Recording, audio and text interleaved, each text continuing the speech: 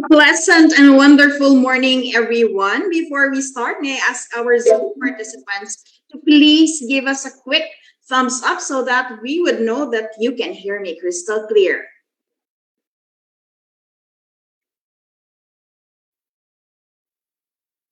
There you go. Thank you very much. To start our today's program, may I request everyone to put ourselves in the most mighty and holy presence of our Lord Jesus Christ.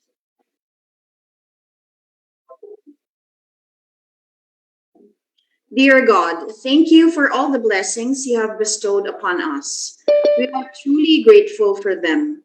Thank you for allowing us today to meet and share our knowledge and time with one another in this training. May you extend your divine wisdom to our speaker so that he would be able to impart effectively his God given knowledge to all of us. May he be blessed as he continue to bring his expertise to people who need them. Bless the participants as well so that they would be able to glean the vital information from this activity. May you bestow your blessings after this training so that we may go out and spread what we learned in the spirit of your love and generosity. May we realize that this activity should glorify your name. Amen. Once again, a blessed Thursday morning to everyone. This is again your facilitator, Monica Marisa Dia from the Capacity Development Division.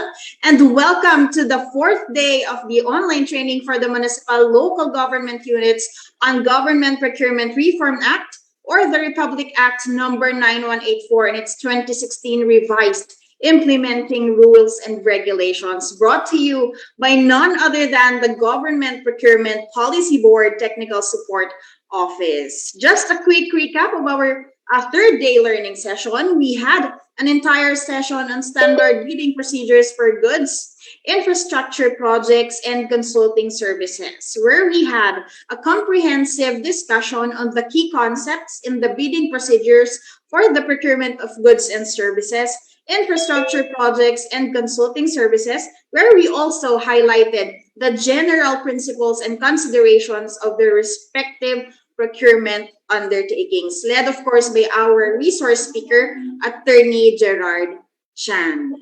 Today, we are now on the fourth learning session of this virtual event, which is an entire session on alternative methods of procurement. And we are in extreme hope po no, na kumapit pa ang ating internet connections, especially that we have participants from the north po that I heard who are currently experiencing a very, very rough weather. But then again, we do hope that we are all safe and dry. But before we actually dive in the actual lecture proper po, of course, let us first have our early bird awardees for today.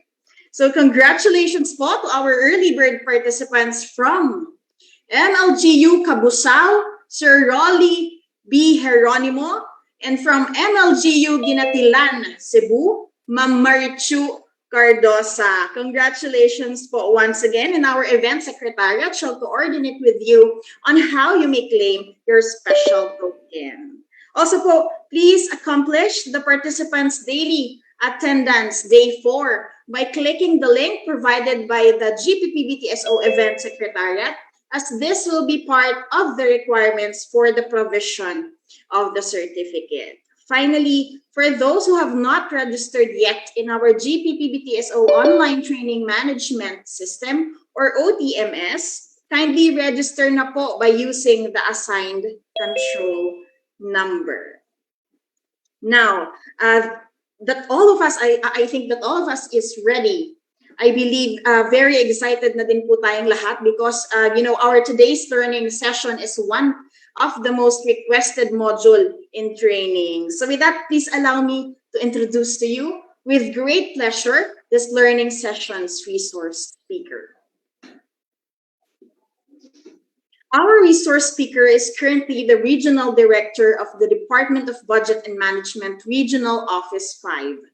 Prior to his current assignment, he was Regional Director of DBM Mimaropa from 2009 until 2018, and was Assistant Regional Director of DBM Region 4A from 2000 until 2009.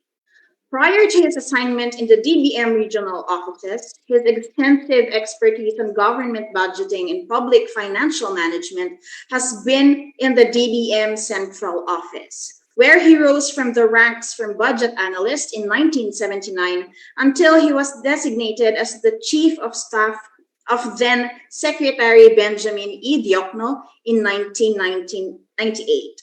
He is one of the original GPPB recognized trainers since 2003. He topped the revalidation and reassessment of regional composite teams and SUC's procurement trainers in 2006 and received a merit award for the exemplary performance in the certification program on the professionalization of government procurement practitioners, functions and project pilot batch conducted by the Asian Institute of Management from May to August 2009. He has attended various seminars, refresher courses, trainers training, and continuing education programs conducted by the GPP-BTSO on government procurement. As one of the GPPB recognized trainers, he has conducted numerous trainings for NGAs, SUCs, GOCCs, GFIs, and LGUs. He is a certified public accountant, a holder of Master in National Security Administration from the National Defense College of the Philippines, and a career executive service officer holding the rank of CESO 3. Joining us today, ladies and gentlemen, let us all welcome Director Renato M. De Vera. Good morning. Thank you very much, Monique. Diyos maray na aga po sa Indogabos coming here from Bicol region. One of the early birds na mention ni Monique is from Cabusao. So I hope that's Cabusao, Camarines Sur. For those in Visayas, maayong aga. Diyan po sa North, ano ba? Maya Payabak sa Kapampangan. Yan sa Tagalog, magandang umaga po. Hopefully, maayos kayo dyan. Dito sa Bicol, medyo umiinit na.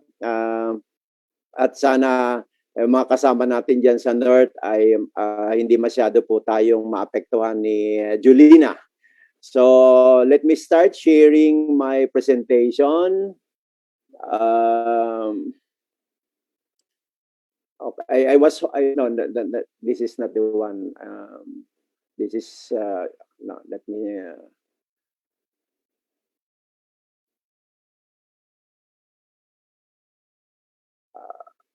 this one. Okay. Nakikita niyo ho ba yung aking presentation, the alternative methods of procurement? Malinaw ho ba sa inyo? Pakilagay po sa chat kung yes, nakikita po ninyo yung aking presentation.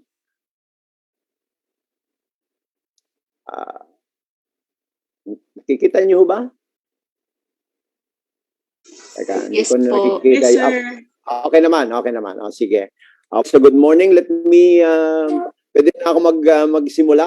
Again, magandang umaga po sa ating lahat. So my topic for today is the alternative methods of procurement.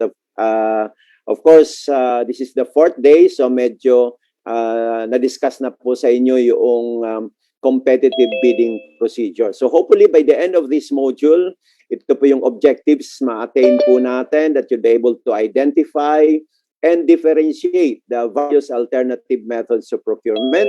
And number two, appropriately use the alternative methods of procurement based on the prescribed conditions. So take note of that. There are conditions for the use of the alternative methods, procedures, and requirements. So we will discuss the procedure. Of course, iba po yung procedure natin, medyo simple kaysa competitive bidding procedure, and the requirements. Ano ba yung mga documentary requirements on the use of the alternative methods of procurement. We should be able to distinguish their documentary requirements for the alternative methods of procurement as against that of public bidding. See, the outline of my presentation covers first the general guidelines.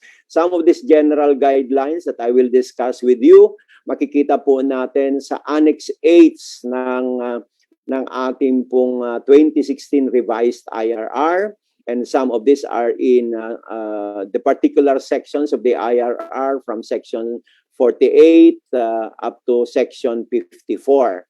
Then we'll discuss the conditions. So very important for us to understand the conditions for the use of any of the alternative methods of procurement, the procedures, and the documentary requirements. Okay, let's start with the general guidelines. Of course, na-discuss po sa inyo yung competitive bidding, and this is the general mode of procurement because Section 10 of RA 9184 and the IRR provides that all procurement shall be done through competitive public bidding. So if you listen carefully, lahat ng procurement ay dapat gawin natin sa pamamaraan ng public bidding. Although there's an exception to that because if you continue reading Section 10, except as provided for under Article 16 of the law or Rule 16 of the IRR. And what is Article 16?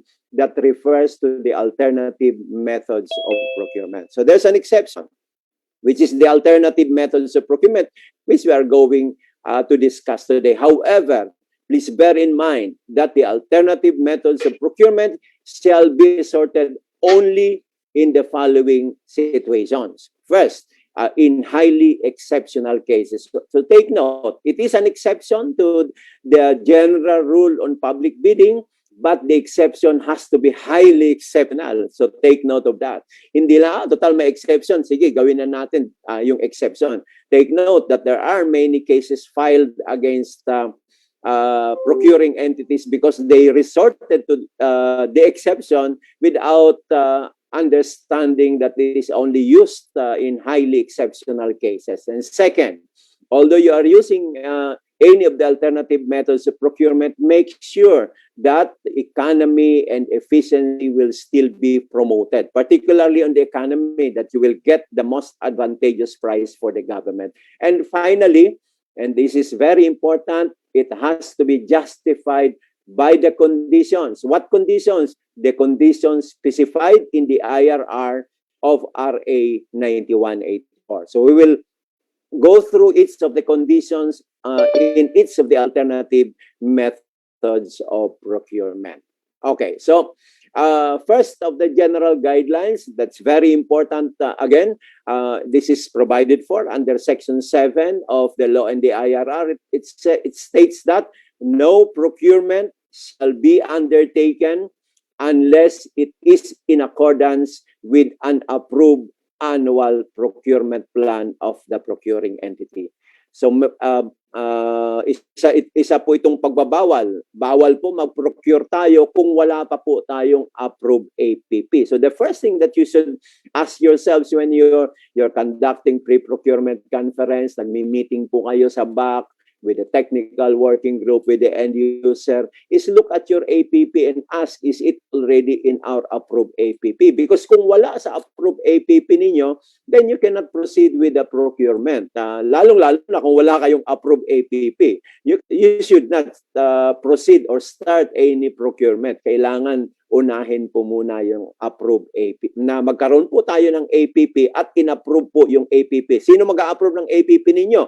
Yung inyong head of the procuring entity, which is your local chief executive or yung ating pong mayor in the case of the municipalities. And of course, meron na po tayong prescribed format ng APP which is downloadable from the website of the GPPB. Okay, so yung format po, hopefully yun po ang gagamitin po natin. And of course, the method of procurement na gagamitin po natin ay nakalagay po sa approved APP. At yung method of procurement na ito is the one which was recommended by the BAC or which is recommended by the BAC. Unless po may pagbabago yung ang mode of procurement po natin, then ito pong nakalagay sa APP. Okay, kung may pagbabago po ng mode of procurement lang, a BAC resolution recommending the change in the mode of procurement, for example, public bidding ang nakalagay sa atin dito sa mode of procurement, pero nagkaroon na kayo ng dalawang failure of bidding at alam ninyo na pag may dalawang failure of bidding, pwede na kayong mag-proceed to negotiated procurement due to two failed biddings. Pwede na po na through a BAC resolution, the BAC will recommend the change in the mode of procurement from public bidding to negotiated procurement due to two failed bidding. Once the BAC resolution is approved by the HOPE, you can proceed with your negotiated procurement. Ang pag-modify, pag-update ng ating pong APP can be done later on. Okay, so hindi po necessarily na palitan nyo kaagad yung APP. Although if you want to do that, maaari naman pong gawin yan. But for the change in the mode of procurement, a BAC resolution, so long as you already have the APP, a BAC resolution would already be enough and so long as it is approved by your head of the procuring entity. And of course, nakalagay pa rin sa ating APP and yung iba pang information which I hope was discussed already with you during procurement planning. Another very important thing that you should bear in mind is the prohibition on splitting of contracts. Pag sinabi bang splitting of contracts, anong ibig sabihin ba nun? Makikita po natin yung definition nito under Section 54.1 ng IRR. Pero ito po yung definition. Nakalagay po dito, it's the division or breaking up of government contracts into smaller quantities and amounts. So, ibine-break up po natin yung isang kontrata into smaller quantities or amounts or dividing contract implementation into artificial phases. So, take note yung artificial phases. Hindi naman siya pwede yung phasing, pero kung artificial yung ginagawa po natin ng pag-phase or subcontracts, at ang dahilan kung bakit ginagawa natin ito ay for the purpose of evading, para iwasan ang requirements of procurement rules and procedures, bawal po yun. Ang tawag po nga dyan ay splitting of contract. So take note, splitting of contract is look at the purpose. If the purpose is to evade or circumvent the requirement, let's say you want to evade public bidding, pag ganitong amount, hindi na tayo pwedeng mag-shopping, hindi na tayo pwedeng mag-small value kasi lampas na ng 200,000 in your particular case na municipality, depending on yung class na natin ng municipality, then therefore, i-divide natin siya para hindi tayo mag-public bidding, para pasok pa rin tayo sa small value or shopping. Then that is already splitting of contract. The mere act of dividing a contract into smaller quantities or phases does not automatically constitute splitting of contract. So pag ginawa po ninyo na into smaller quantities, for example, ginawa ninyo into lots, okay? So because that is authorized. So the divide a procurement project into lots or smaller lots to attract maximum competition, para kasi yung ibang lots pwedeng wala yung item, yung ibang suppliers dyan in one particular procurement. So therefore, you divide it into lot. That is not considered splitting of contract because that is not made to circumvent the provisions of RA 9184 and its IRR. So, titingnan po natin ang ano bang purpose natin, bakit ninyo ini-split into smaller quantities. So when you do that, make sure you have a justifiable reason for doing that, because if not, at nakita po itong paggagawa po natin na wala naman kayong kadahilan-dahilan para gawin yon, except probably is to evade the requirements, then that would be considered splitting of government contracts. And of course, you are aware that splitting of government contracts is not only prohibited but also punishable under RA 9184 NHIRR. So ang isa sa mga penalty dito ay imprisonment, yung 6115, 6 years and 1 day to 15 years imprisonment. So we have to be very careful about doing this. Okay, another, of course, important thing that you should bear in mind is the prohibition on reference to brand name. Section 18 of the law specifically prohibits reference to brand name. So reference to brand name shall not be allowed except, there's an exception, okay? Except for items or parts that are compatible with existing fleet or equipment of the same make and brand and will maintain the performance, functionality, and useful life of the equipment. So, ang exception lang sa bawal ang maglagay ng brand name is kung ang bibilihin po natin ay items or parts of an existing equipment or an existing motor vehicle. So, ang brand ng motor vehicle niya Toyota, then pag may papalitan po tayong pyesa, then you can put the brand name for the items or the parts that you're going to replace for the purpose of maintaining the performance, the functionality, and useful life of your equipment.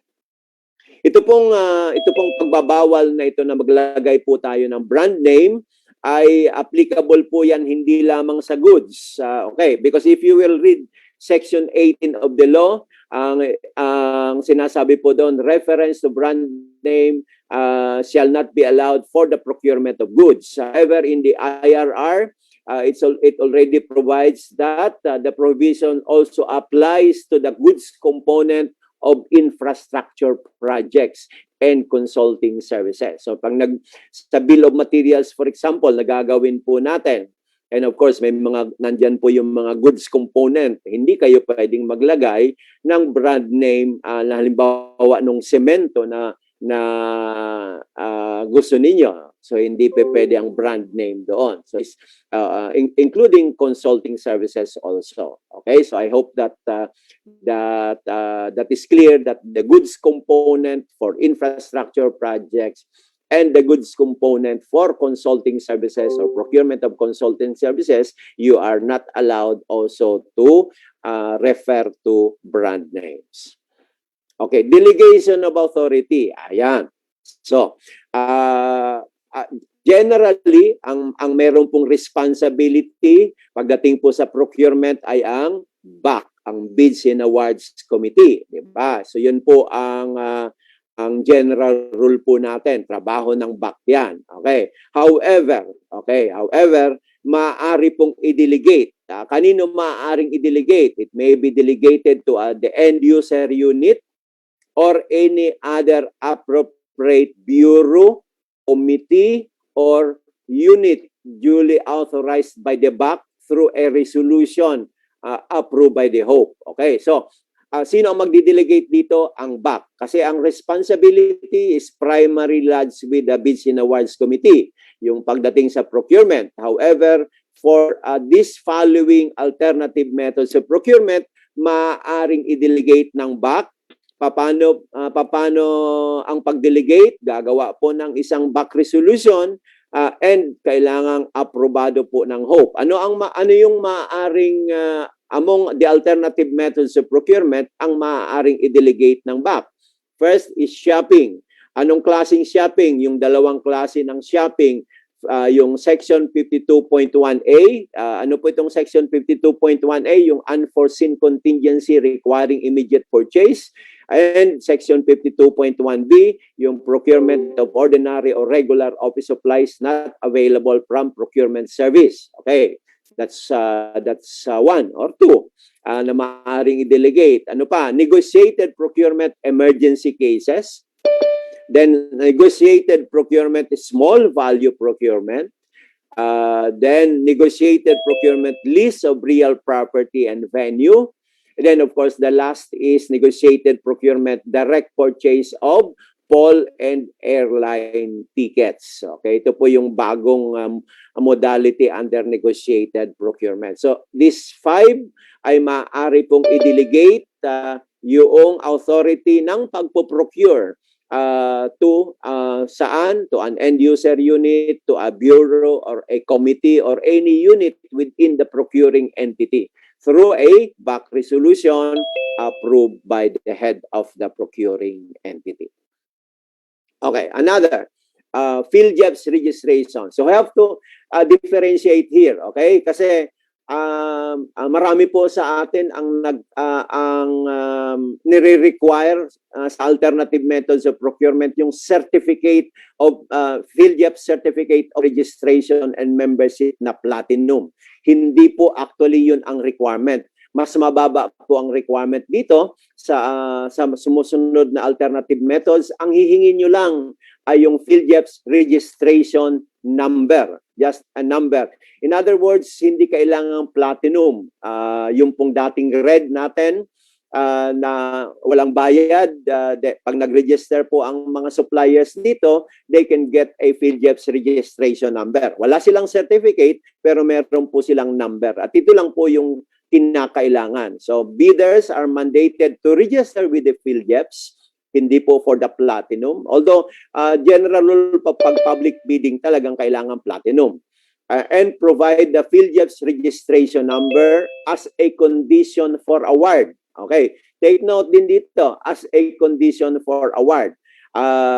Sometimes, tayo mismo sa mga procuring entity, ang masyado tayong istrikto na hinihingi nyo na doon pa lang sa submission ng offer. Although, allowed naman po yun, pero kung wala kayong makuha ng quotation kasi hindi sila registered sa PhilJEPS, dahil hinihingi nyo pa lang doon pa lang sa submission ng offer, but take note, as a condition for award, pwede natin siyang hingin. In other words, you can get the quotation kahit hindi sila PhilJEPS registered. However, make it as a condition. Okay, ikaw ang pinakamababa na offer, kailangan mag-register ka sa PhilJEPS para mai-award namin sa iyo itong kontrata na ito. Because kung hindi ka mag-register sa PhilJEPS, then pupunta kami doon sa susunod na mas mababa. So, ganun po. Mas madali po actually ito. But some of us, and I'm not referring to everyone, ay nagko-complain po tayo sa procurement rules, pero yun naman pala ay pinapayagan naman pala na ang una ay PhilJEPS registration number lang pala ang kailangang hingin natin, hindi yung certificate. At pangalawa, hindi pala kailangang isubmit niya during the time na nag-submit siya ng offer, pwede pala ito as a condition for award. So anong alternative methods of procurement? Ang required ay yung PhilJEPS registration number. Okay, direct contracting, shopping, doon sa pangalawang klase ng shopping, yung section 52.1B. Kasi sa A, hindi kailangan kahit PhilJEPS registration number. 52.1B, ano nga ba yun?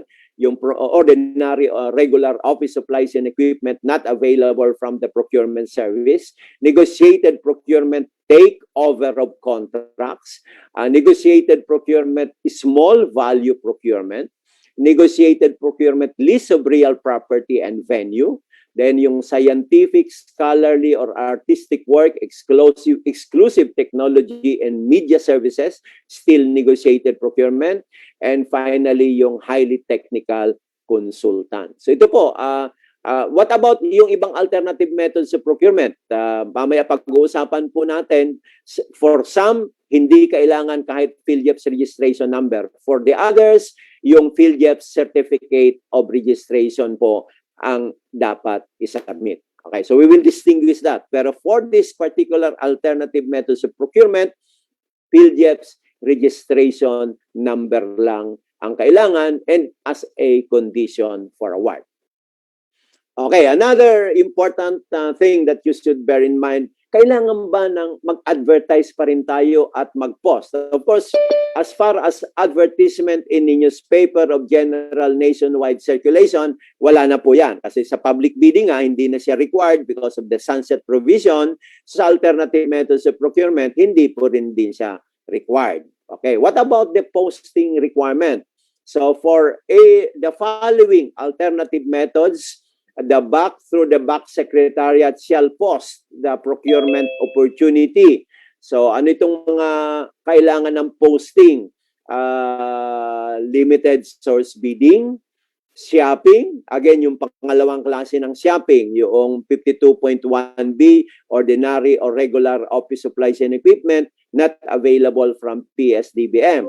Two failed biddings, small value procurement, above 50. By the way, yung sa shopping, 52.1B, above 50,000 lang kailangan ng posting. Yung 50,000 and below, hindi rin kailangan ng posting.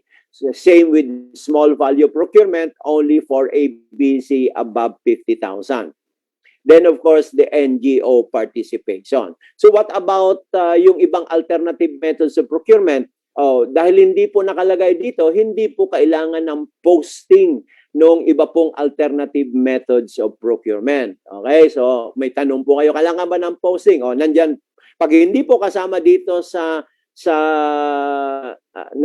naka-identify po na ito, hindi po kailangan ng posting na yon. Okay? Saan po post? Sa PhilGF's website, sa website ninyo kung meron po kayo, at sa conspicuous place in the procuring entity. Gaano katagal ang posting? Procurement opportunities shall be posted for a period at least 3 calendar days. So, hindi po 7 calendar days. Pero kung gusto nyo habaan, nasa inyo naman po yun. Pero the minimum requirement is only 3 calendar days. Okay? So, halimbawa, sa lahat ng alternatives gusto nyo i-post, well, nasa inyo po yun, pero hindi po siya required na i-post. Okay? So, I hope malinaw po sa atin na yung mga posting ng opportunity. However, yung pong posting ng award, doon po sa hindi kailangan ng post ng opportunity, kailangan po i-post natin yung award na ginawa po natin for information purposes. So, ito pong pinag-uusapan lang natin na ito ay yung opportunity, yung request for quotation. Okay? So yung invitation ninyo, yun lang po yung required dito. Ang pinag-uusapan natin dito, and for those not included here, hindi kailangan i-post yung opportunity, at the award, kahit hindi po naka-mention dito, ay kailangan pong i-post natin. Of course, except for shopping and small value na 50,000 and below. Okay. Transparency requirements. So para mas malinaw po sa ating lahat, ay nag-issue po again ang GPPP para i-remind po tayong lahat of the requirements for transparency and accountability under RA 9184 in its IRR.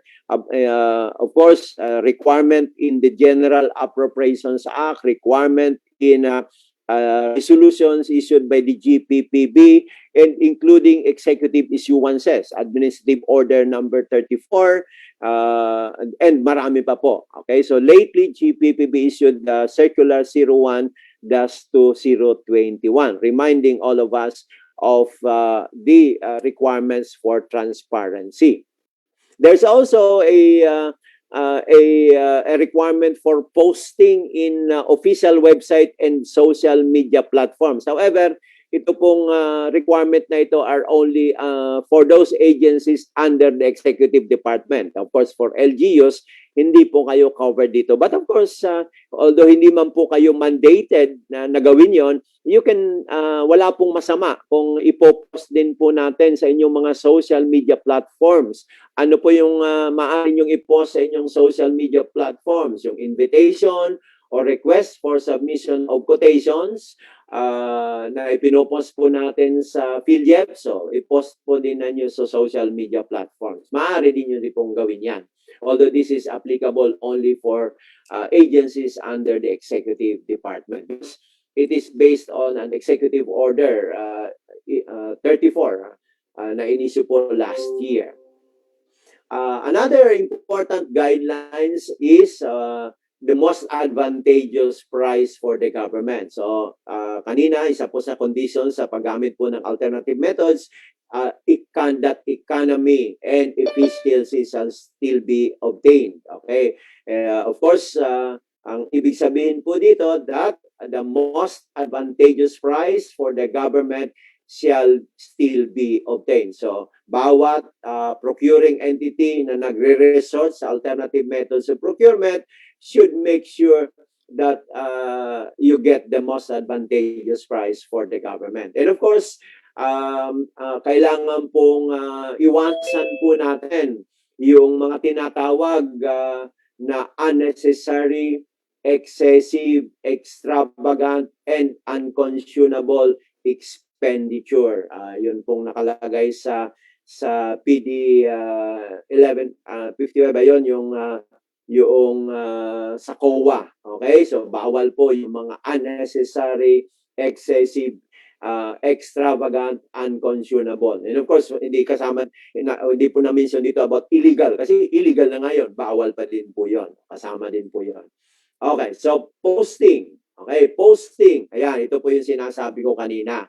So, posting of award. Okay, notice of award, contract, and notice to proceed. So, the notice of award, contract, or PO, including the notice to proceed if necessary pong mag-issue kayo ng NTP, pwede kasi yung iba wala ng NTP, shall be posted. So, take note, okay?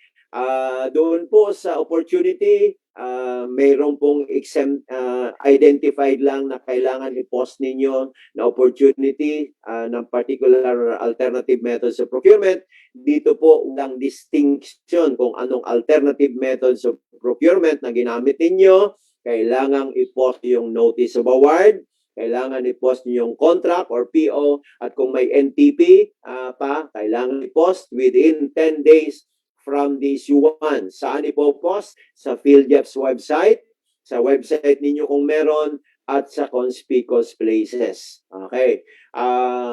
And na-mention ko kanina na for ABCs 50,000 and below for shopping and small value, hindi required ang posting ng opportunity, hindi rin required ang posting ng award. Okay. So I hope clear po sa atin uli yan.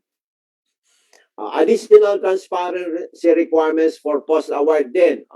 Again, nakalagay din po ito sa GPPB Resolution 04-2021. Ito po yung kapartner ng GPPB Circular 01-2021. Yung pong pag-post ng procurement documents sa PhilJEP's agency official website and social media platforms for the executive department. Okay, ito po yung para mas malinaw na nakalagay po doon sa Circular 01-2021 ng GPPB. Ano po yung mga dokumento na kailangan yung posting requirement? Yung una, at least in the case of the alternative methods of procurement po, invitation or request for submission of price quotation or proposal, RFQ, RFP, whatever it is. Saan po ipopost po natin yan? PhilJEP's website, conspicuous place, and procuring entities website kung meron po tayo. Extension of the deadline in shopping. Of course, pagdating po sa shopping, particularly yung shopping B, 52.1B, at nag-i-extend po tayo kasi hindi po tayo nakakakuha pa ng at least 3 price quotations, kailangan i-post din po natin yan. Sa same, okay? Notice of award, contract, or PO, including notice to proceed, if necessary, except for contracts with ABC of 50,000 and below, for shopping and small value, kailangan ding i-post natin sa PhilJEP, sa conspicuous place, at sa website natin kung meron. Kung mayroon po tayong suspension, notice of suspension of the conduct of procurement activities, ipopost po natin yan sa website po natin. Ano po yung sinususpend dito? Yung procurement activity. Okay, could be the opening of the bid, or yung iba pang activity. I think discuss na po yata ito sa inyo doon sa previous topics po. Okay. Another important guideline is on the submission of documentary requirements for the alternative methods of procurement. So the box indicate in the RFQ. Okay, lalagay po natin sa RFQ or ating RFP, request for proposal, at what stage of the procurement process to which the documentary requirements must be submitted. Ano po yung mga stages na yun na maaari yung i-require to be submitted? First is the submission of offer. Ito po yung pinaka-stringent na masasabi natin. Tulad din po sa public bidding na yung mga documentary requirements, part ng proposal, ng eligibility envelope or technical proposal. Okay, so submission ng offer. Pero sa guidelines po natin sa alternative methods, pwede rin ilagay ninyo sa inyong RFQ na ang submission is ng documentary requirements is during the evaluation of offers or before issuance of notice of award. Dati po, doon sa 2016 IRR, you have the 2016 IRR, meron pa po ditong prior to payment. Okay. Pero ito po ay inamend na ng later issuance ng GPPB. I think in 2017, it was amended by GPPB in a resolution. Inalis na po yung prior to payment. Okay, so yung mga documentary requirements ay ilalagay nyo po sa inyong RFQ. Pwede nyo ilagay that they should be submitted together with the submission of the offer. Less stringent during the evaluation of the offer, or much less stringent before issuance of notice of award. Ito pong minimension ko kanina, like the PhilJEPS registration number, maaari pong i-require ninyo as a condition for award. Kaya po, before issuance of notice of award. Basically, the same po yan, as a condition for award, before issuance of notice of award. So ganyan po. Okay? Pinapayagan po yan. Saan nyo makikita itong provision na ito? Nandyan po yan sa Annex 8. I think it's in the Appendix A of Annex 8 of the 2016 IRR. Additional guidelines at base po ito sa resolution na inisyo ng GPPB last year because of the conditions that we're experiencing, like the quarantine. So hindi lang po sa quarantine, pati na rin po in any declaration of a state of calamity. So with this issuance of the resolutions of the GPPB, okay, maaari na po, even as a matter of fact, hindi lang during a state of calamity or quarantine, yung submission ng procurement-related documents, okay, except, ito po yung para sa bidding, except for the submission and receipt of bids through electronic mail or facsimile shall be allowed. So through fax, through email, maaari pong isubmit yung procurement-related documents. However, subject to the submission of the printed copies as soon as practicable as determined by the BAC. So pinayagan po yan under Resolution 09-2020. And of course, dati naman po, even prior to last year, 2020, as early as 2018, pinapayagan na po ang video conferencing, webcasting, and similar technology in the conduct of any of the meetings and determination of quorum by the BAC. So, nire-remind lang po tayo nung inisyu po yung Resolution 09-2020 na i-maximize po natin yung paggamit ng video conferencing. para at least yung pong problem natin ng determination ng quorum ay ma-solve kasi yung ibang naka-work from home can participate in the meetings of the BAC or in other, even during the bid opening, during the pre-bid conference, during bid evaluation, and even post-qualification, they can participate. Okay, and of course, maximize also the use of digital signature in procurement-related documents. Okay, so yan po. Nire-remind actually tayo because this had been allowed even prior to 2020. Then, isa pong bago sa atin ay because of calamity, for example, or stringent community quarantine or similar restrictions, maaari na pong i-terminate ng BAC, okay? Or i-cancel ang procurement activity. Okay, so without prejudice to Section 35.1. What is Section 35.1? Ito po yung declaration ng failure of bidding.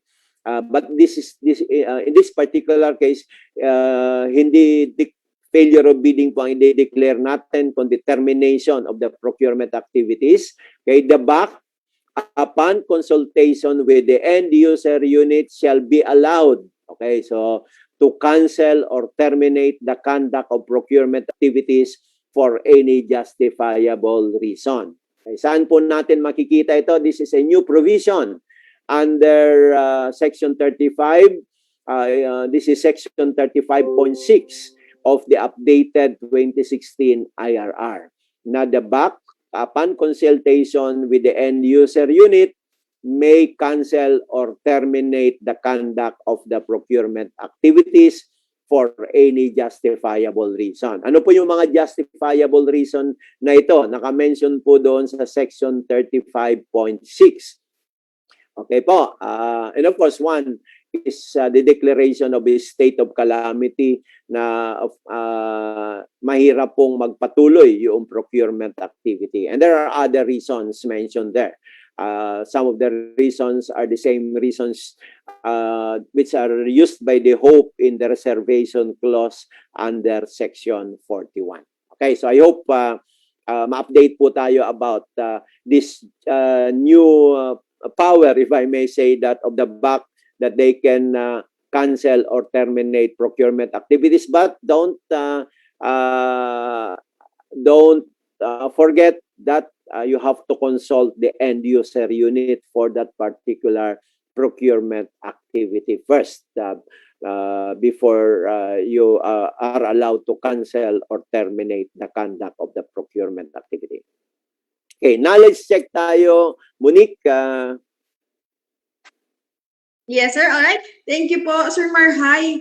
And maugmang aga po sa iyo, sir. Ayan. When you greeted all of us po in Bicolano dialect, it brought a particularly warm feeling in a very cold and rainy weather. So at this point po, sir, we reached our first knowledge check question for today. And for this question, we will be giving a special token to the first participant who shall correctly answer our question through the Zoom chat box. So sa Zoom chat box po ulit tayo sasagot. Alright? So there you have it. Our first question is, the conduct of the following mode of procurement may be delegated to the end user unit or any other appropriate bureau, committee, or unit duly authorized by BAC through a resolution approved by the Hope, except A, lease of real property, B, small value procurement, C, to failed bidding, or D, emergency procurement. Yan.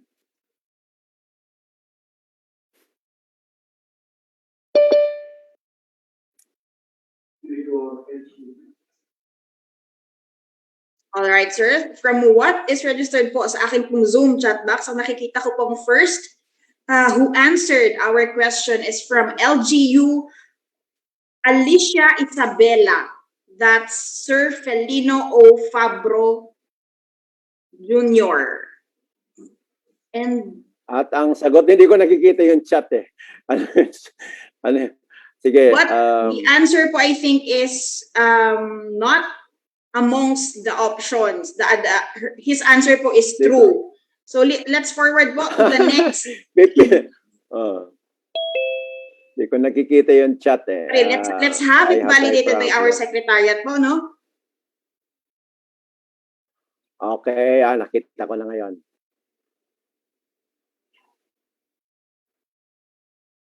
The first to answer our question.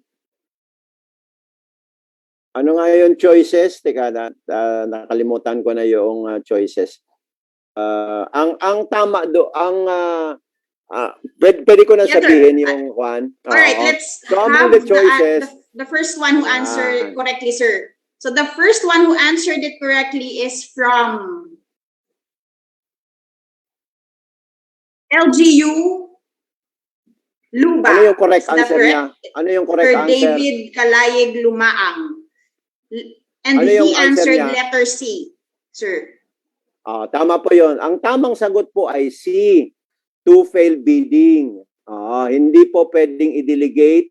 Wala po yun doon sa na-mention natin kanina, di ba? Kung natatandaan nyo po, yung general guidelines po natin kanina, that the back, through a back resolution, may delegate, of course, subject to the approval by the HOPE, yung pong mga alternative methods of procurement. So, na-mention po natin yung shopping, yung emergency cases, yung list of real property, pero wala po doon yung to-fail bidding. Kasi po dapat ang sa to-fail bidding, ang back pa din po ang may responsibility nito. Okay po? So yun. So ang tamang sagot po ay to-fail bidding. Yes, sir. Thank you, sir. Congratulations po to our knowledge check winner. So at this point po, sir, we may now proceed po with the lecture proper. Okay, so natapos na po natin yung mga general guidelines, important guidelines sa alternative methods of procurement. We'll now proceed to the conditions. So very important for us to be able to identify all the conditions necessary for you to be able to resort to any of the alternative methods of procurement or to each of the alternative methods of procurement, the procedures for each of the alternative methods of procurement, and the documentary requirements. So, what are the alternative methods of procurement? Alternative methods of procurement are limited source bidding, okay, direct contracting, repeat order, shopping, and negotiated procurement. Limited source bidding ay under Section 49, direct contracting Section 50, repeat order 51, shopping 52, and negotiated procurement under Section 53 of the law and the IRR. We'll go through each of the alternative methods of procurement, and some of you may not be familiar with at hindi nyo nagagamit, probably rightly so, pero importante pa din na maintindihan natin ang bawat sorry, naka-muted. Am I muted? Hindi na. Okay na po. Okay na. Okay, so let's start with limited source bidding. Limited source bidding, also known as selective bidding. So, limited source, so from the word limitado lang ang source natin, or selective because we only select, we pre-select. Meron pong mga pre-selected na suppliers na siya lang ang iimbitahan. Direct po yung invitation sa kanila. Papadalhan natin sila ng invitation, sila lang ang padadalhan natin. So unlike po sa public bidding that lahat iniimbitahan natin, sa limited source bidding, yung pong iniimbitahan lang natin ay yung pre-selected, yung napili na suppliers or consultants. Okay. Saan pwede natin magamit ang limited source bidding? Limited lang po ito sa procurement of goods, Okay? At procurement of consulting services. So hindi po pwede ito sa procurement of infra. Anong klaseng goods or consulting services ang maaari po nating pinoprocure po natin? So this is the condition. This is allowed only for the procurement of highly specialized types of goods or types of consulting services. Kung babasahin niyo po ang provision ng ating pong Section 49 ng ating pong IRR, na may example nga po doon kung ano bang highly specialized. Nakalagay po doon, if I remember it right, sophisticated defense equipment. Yung defense equipment, medyo talagang pag-iisipin natin ay medyo hindi lang simple yan. Kaya mayroon pang adjective na sophisticated defense equipment. So, halimbawa kung nasa isip niyo, defense equipment, pwede ba yung batuta? Siguro unless na yung batuta niyo may laser, mayroong rocket launcher, baka sophisticated yon. Pero kailangan mga ganun pong example. Ano pa yung example? If I remember it right, highly specialized, meron pang mention doon ng coal. Yan, coal. Example, coal. Uling. Hindi po yung ordinary uling na nabibili natin sa palengke. Yung pong coal na ginagamit po sa mga coal plant, coal-fired power plant. Dahil highly specialized types of goods po yun dahil ibang klaseng coal ang ginagamit po doon. So these are just example. So kung may idea po kayo, unless you have highly specialized equipment, then maaari pong tingnan ninyo to. Okay, or highly specialized types of consulting services. Another condition or situation na maaari nyo pong gamitin itong limited source bidding ay yung major plant component. So planta, hindi po ito, kung mga plantita po kayo, hindi po yan ang iniisip dito. Yung planta.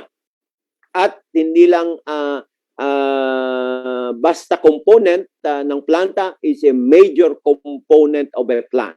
So, kaya po halos sa atin, particular sa LG, wala pong nag-limited source bidding kasi po yung condition, yung types of goods or types of consulting services ay medyo po okay. However, for purposes of information po natin, paano ba yun? So, pre-selected, mayroong selection na nangyari. Paano ang pagsiselect ng mga suppliers na ito or consultants na ito? So, pre-selection is based on capability and resources to perform the contract, taking into account the experience and performance on similar contracts, the personnel, equipment, manufacturing facilities, financial position. So there's a selection process or a pre-selection process. At meron pong criteria na gagamitin po yung magkakandak ng pre-selection. Ito pong na-mention po natin ng mga criteria: experience, personnel, equipment, and financial position. So hindi ba lang, ito na, piliin natin siya para magtuturo ka lang. Hindi po. There's a pre-selection process. There's a criteria to be used. Ngayon, after the pre-selection, nagawa po yung pre-selection, yung pong pre-selected na mga suppliers or consultant, ito po ay required na i-submit sa GPPB. Kaya po nakalagay po dito, the pre-selected list may be accessed at the GPPB website. Okay, so for probably if you're thinking of limited source bidding, then you may access the website. Ito po yung link na nakalagay po dito. At meron na pong mga pre-selected suppliers. Sino ang nag-select dito? Ito po ay selected by, ito po yung tanong, who prepares the pre-selected list of suppliers or consultants? It is the relevant government agency, which is, of course, relevant for that particular procurement nila na yon. Okay. So doon po sa pagpumunta po kayo sa GPP website at matingnan nyo po yung list, nakalagay po doon yung relevant government agency na nag-prepare po ng pre-selected list na yon. I haven't visited that particular portion lately ng GPPB, but the last time I checked, I think a year ago, nandyan po yung Bangko Sentral ng Pilipinas, for example. So, bakit si Bangko Sentral? Probably ang kanyang ipoprocure ay yung mga nagmi-mint ng mga pera, for example, gumagawa o nagsusupply ng papel para sa pagpiprint nila ng pera. That's just an example. So, may ganun po. So, kung kayo din ay magpiprint ng pera, which of course hindi nyo pwedeng gawin, then maaari po nating tingnan doon. So, there are other government agencies doon. But if you think wala po doon sa relevant government agency na naka-mention po doon ang hinahanap ninyo, you as a procuring entity may be the relevant government agency itself. Meaning, kayo po ang magkakandak ng pre-selection noong suppliers or noong pong consultant na yon. Okay? So, the BAC, with the assistance of the technical working group, shall prepare the pre-selected list. Paano po ang gagawin natin? May proseso po yung pre-selection process. Okay? So, hindi na po natin ginawa dito because, again, almost lahat po ng LGUs probably ay hindi po magagamit ang limited source bidding. But of course, ang number one po ay yung paggamit po ng criteria ng pre-selection process. Okay po. So, siguro isantabi muna natin yung limited source bidding. Unless meron po kayong idea in mind na sa tingin ninyo maaring pumasok sa limited source bidding, then something probably that you need to explore further and maybe ask questions later on. Okay, pangalawang alternative method of procurement po natin ay yung direct contracting. Yan. Kung yung limited source bidding ay selective bidding, okay? Meron tayong selection na ginawa, pwedeng tatlo yon, pwedeng dalawa. Pagdating po sa direct contracting, single source procurement na rin ang tawag po natin dito. Iisang source na lang, okay? A single source procurement. Kaya po, direct contracting. Diretso tayong nakikipagkontrata because you only have one source. And that is why, for direct contracting, it does not require elaborate bidding documents. As a matter of fact, all you have probably is an offer, a request for quotation that you send directly to that particular single source that you have in mind. And when you present your request for quotation, immediately gagawa siya ng kanyang offer, and the offer may be accepted immediately or after some negotiation. So maaari naman po magkaroon ng negotiation with that particular single source. Okay. Applicable lamang po ito yung direct contracting sa goods. So do not be confused na pwede ito sa infra. Hindi po pwede. Applicable lamang po ito sa goods. Okay. Ano po yung mga conditions or situations na maaari nating magamit ang direct contracting? Meron po tayong tatlong instances. Ang nakalagay po sa atin dito yung conditions. So these are instances, these are conditions, these are also situations na maaari po nating magamit ang direct contracting. Una, ang pinoprocure po natin ay items of proprietary nature. So you have to ask yourself, anong goods ba yan na pinoprocure natin? Items of proprietary nature.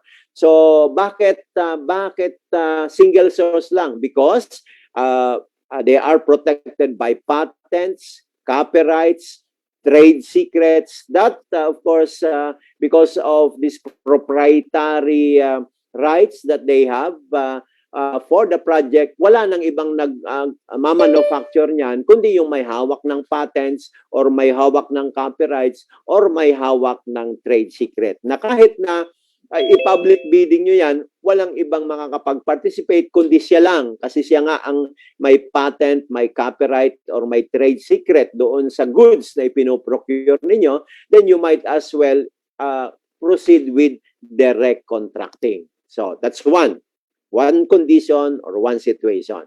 Another is procurement of critical components from a specific supplier. So, pag binasa po natin yung section 50 ng IRR, meron pa po mga kasunod yan na words. Critical components from a specific supplier, if I remember it right, is a condition precedent to hold the contractor to guarantee its project performance. Yan. So parang critical components. So yung kaninang pinag-uusapan natin yung mga items or parts, di ba? Ganun din ito, critical component. Parts critical sa isang item that you may already have. Critical component from a specific supplier. So alam nyo na kung sinong supplier yon. Bakit nyo alam na kung sinong specific supplier? Because siya ang nag-supply ng items or parts na kailangan nyo nang bumili ng critical component. And so if you, again, babasahin po natin yung provision ng section 50. I think this is letter B. Critical component from a specific supplier is a condition precedent to hold the contractor to guarantee its project performance. So, that could probably refer to equipment, vehicles probably,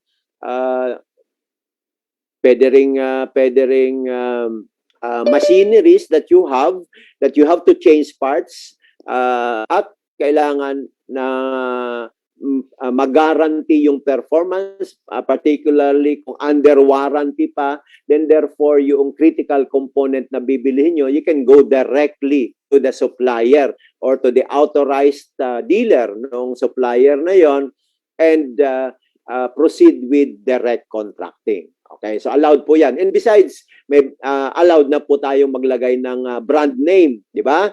Kanina pinag-usapan natin, one of the exceptions to the reference to brand name is for items or parts of existing fleet or equipment.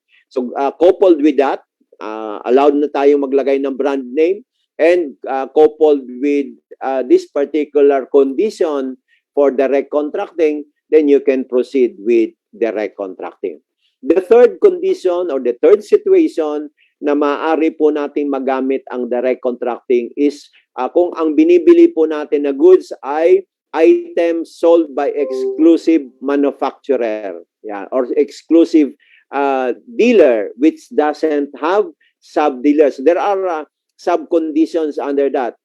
Sold by exclusive dealer or manufacturer which does not have sub-dealers selling at lower price. Yan. So, and there is no suitable substitute which can be obtained from other sources. So, you have to look at all the other conditions. Baka kasi may pumunta sa inyo, may dala-dalang certificate. Ay, ako po exclusive dealer ng ganito pong copying machine. For example, let's use that an example. So, mayroon siya lang certificate of exclusivity. Siya, okay, pasok ka na sa direct contracting. Hindi pa po. Tatanong, kailangan pa alamin nyo yung iba pang conditions. Sold by exclusive dealer or manufacturer which does not have sub-dealers selling at lower prices and there is no suitable substitute.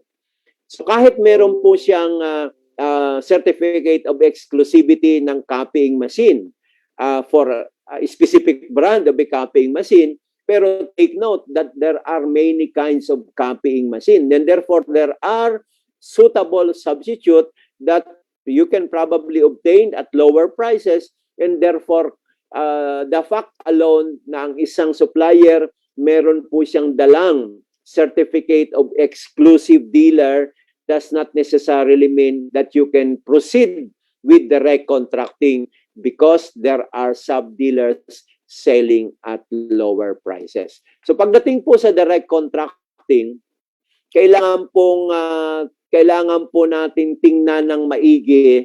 Kailangan mag-market study po tayo. Very important na alamin po natin na talaga bang iisa lang ang source at wala nang iba. Okay? So, particularly for proprietary nature and for those saying that they are exclusive dealer or manufacturer, kailangan pong mag-market study po tayo or market survey po tayo to determine the sources if really there is only one single source. Okay po, sana malinaw po sa atin yan. Okay, ano po yung mga documentary requirements pag direct contracting ang mode of procurement po natin?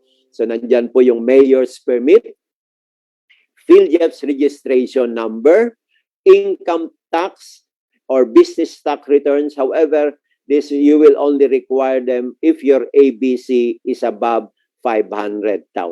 Okay, so pagdating po kasi sa direct contracting, wala po tayong threshold hanggang kung magkano po yung budget nyo so long as pasok po dito sa mga conditions. So kahit ilang milyon po yan, basta pasok po dito sa any of the conditions for direct contracting, then maaari po natin gamitin po ito. But for ABCs above 500,000, kailangang mag-require po tayo ng income or business tax returns. If less than that, no need to ask for income or business tax returns. Ano lang, mayor's permit at yung PhilJEP's registration number yung pong PhilJEP's. Pero kung ang halimbawa ang bidder, ang hinihingi nyo PhilJEP's registration number, meron na siyang platinum, wala namang problema po yon kasi ang platinum may PhilJEP's registration number naman po yon. Okay? Wag lang po na ang gagawin ninyo, ang hiningi lang PhilJEP's registration number, pagkatapos hihigpitan ninyo, platinum ang hahanapin ninyo. Kasi baka hindi po kayo makakuha ng more advantageous price because tinataasan nyo po yung requirement ninyo. Samantalang ang requirement ng rules is only a PhilJEP's registration number. Okay, so I hope clear po sa atin yan. Ito po yung proseso. So napakasimple lang naman po ang proseso sa direct contracting.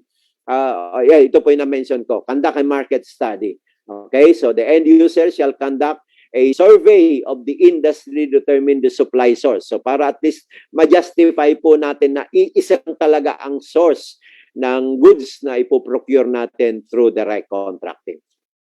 Then, the back, kung na-determine nyo na talaga na iisa lang ang source, then the back through the secretariat will prepare the request for quotation or a pro forma invoice. So pwede rin po ang pro forma invoice at isesend po natin directly to that particular supplier. Okay, para magbigay po siya ng kanyang quotation. And of course, the supplier will submit his quotation and the back may conduct a simplified negotiation. Okay? Ano yung ini-negotiate niya? On the terms, for example, yung delivery terms and the conditions of the contract. Okay? So, to ensure that the supplier is technically, legally, and financially capable to undertake the project. Okay. So, how do you determine technical, legal, financial capability? Of course, yung legal capability niya, hiningi lang natin mayor's permit. Okay. Yung technical, i-determine yung kanyang kapasidad talaga na makapag-deliver noong item na nire-require natin. And then may capacity ba siya? Titingnan nyo na lang po yun. Whatever way you are able to determine that. And of course, yung financial capability. Titingnan nyo rin. Probably kung gusto nyo tingnan yung kanyang lugar, kung nasaan siya located para makita nyo kung may kapasidad nga ba siyang financially also to supply the items that you will be procuring. And finally, after successful negotiation and after determining the technical, legal, and financial capability of the supplier, the BAC will now recommend the award of contract to that particular supplier to the hope for approval. So, ganyan lang po, napakasimple yung proseso pagdating sa direct contracting. Okay, next is repeat order. Okay, Section 51 ng ating pong law and the IRR. So what is repeat order? Repeat order is procurement from a previous winning bidder. Okay, whenever there is a need to replenish goods procured under a contract previously awarded through competitive bidding. So, from this particular background or definition ng repeat order, maaari lang pala tayo mag-repeat order kung meron na tayong na-procure na dati na goods. Okay? Repeat order is applicable for the procurement of goods only. Okay? Na dinaan po natin sa competitive bidding. So, yung previous na procurement po natin has to be through public bidding or competitive bidding para magamit po natin ang repeat order. Pag ang previous order po natin, halimbawa ay small value procurement, at kailangan nyo pa ng ma-replenish yung nabili ninyo, hindi po repeat order ang mode for procurement. Another small value procurement po ang gagawin po natin. Okay? So I hope malinaw po sa atin. Pero siyempre po, titingnan natin, baka makonsider na splitting of contract tayo kasi nag-small value kayo nung una, then nag-small value na naman kayo, then another small value na naman kayo, and baka makonsider na po yan na splitting of contract. Going back to the general guidelines na discuss po natin kanina, bawal po yung splitting of contract. So we have to be mindful of that. Okay. Pagdating din po dito, kaya po sa repeat order, kailangan yung naunang kontrata natin ay public bidding. Pero after nakapag-order tayo, ay nakita natin na medyo kulang pala yung na-order natin. So, kailangan na i-replenish, dagdagan yung naunang ipinocure po natin. So, kanino kayo mag-order? Doon po sa previous winning bidder. So, sa kanya po tayo mag-repeat order. Okay, so applicability po nito sa goods lang. So, ano po yung mga conditions? Yan. Makikita po natin 6 itong conditions. Lahat po na 6 na ito dapat masatisfy natin bago po kayo makapag-recommend ng repeat order. Pag mayroon pong isa dito na hindi satisfied, okay, hindi po dapat kayong mag-recommend ng repeat order. So what are the conditions for repeat order? First is, and this is very important, the original contract was awarded through competitive bidding. Yung naunang kontrata ay through public bidding. Okay. At second, pag nag-repeat order po kayo, dapat ang presyo noong i-orderin ninyo ay dapat parehas pa din, same or lower or bumaba na ang presyo than in the original contract. Kung maas ang presyo from the original contract, ay hindi pwede tayo mag-repeat order. Kailangan bumaba or kahit na maintain lang ang presyo. So number 2, condition. Pangatlo pala ay dapat walang splitting of contract. So hindi po kayo nag-splitting of contract. Ano po yung splitting of contract? It's the division or breaking up of contracts into smaller amounts of quantities for the purpose of evading or circumventing the requirements of law on public bidding. Okay. So dito, of course, ang sasabihin niyo ay hindi kami nag-evade. Kaya lang yung naunang order namin, ito dapat ang dahilan. Yung naunang order namin ay na-underestimate namin. Kaya kailangan naming mag-replenish ng order kasi para ito pala yung actual requirement natin. Okay. So yun po ay justification natin para hindi po splitting of contract. Hopefully yun po yung dahilan. Okay. So kailangan walang splitting of contract or requisitions or PO. Then pang-apat na kondisyon na dapat ma-satisfy, ang repeat order ay kailangan availed of within 6 months from the date of the notice to proceed. So within 6 months dapat lang siya from the time that you you issue the notice to proceed for the original contract. beyond 6 months, ay hindi na po tayo pwedeng mag-repeat order. Okay? So, within 6 months lang po tayo. Okay? With 6 months from the date of notice to proceed. If I do remember it right, there's a provision that beyond 6 months, kailangan humingi ka ng approval from the GPPB. But I'm not no longer sure if it's still there. Okay.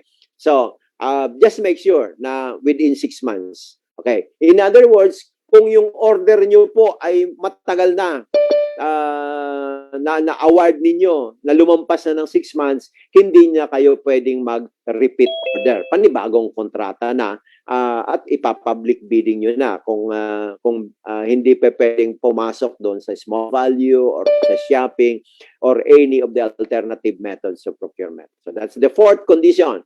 The fifth condition is should not exceed 25% of the quantity of each item in the original contract. So sa original contract, dahil goods po ang pinocure natin, may mga items po tayo doon. So hindi necessary lahat ng items i-repeat order ninyo. Pwede pong, halimbawa, there are 10 items of goods na in-order ninyo through public bidding. In one of the items of goods, medyo nagkulang po kayo. So yun lang ang i-repeat order ninyo. So make sure that for that particular item of good ay hindi lalampas ng 25% nung quantity, not the price. 25% of the quantity of that particular item na maaari nyong i-repeat order. So yan po. Halimbawa, nag-public bidding kayo at nag-procure kayo ng tatlong public utility vehicle, Asian utility vehicle. Pwede ba kayo? Kulang pala, dapat pa 4 ang pinocure ninyo. Tatlo lang ang public bidding nyo. Kulang pa kayo ng isa. Pwede ba tayong mag-repeat order? 25% ng tatlo. Alanganin, di ba? Alanganin. So, hindi pwede. Because yung pang-anim na condition ay it must be quantifiable, divisible, and consisting of at least 4 items or 4 units per item. Bakit kailangan at least 4 units? Kasi pag 25% ka ng 4 units, you will have 1 item. Pag less than 4 units, you will not have 1 complete item. So that's the requirement. So it must be quantifiable, it must be divisible, and must consist of at least 4 units per items. Ito pong lahat ng conditions na ito have to be present for you to resort to or recommend repeat order with the previous winning bidder. Okay?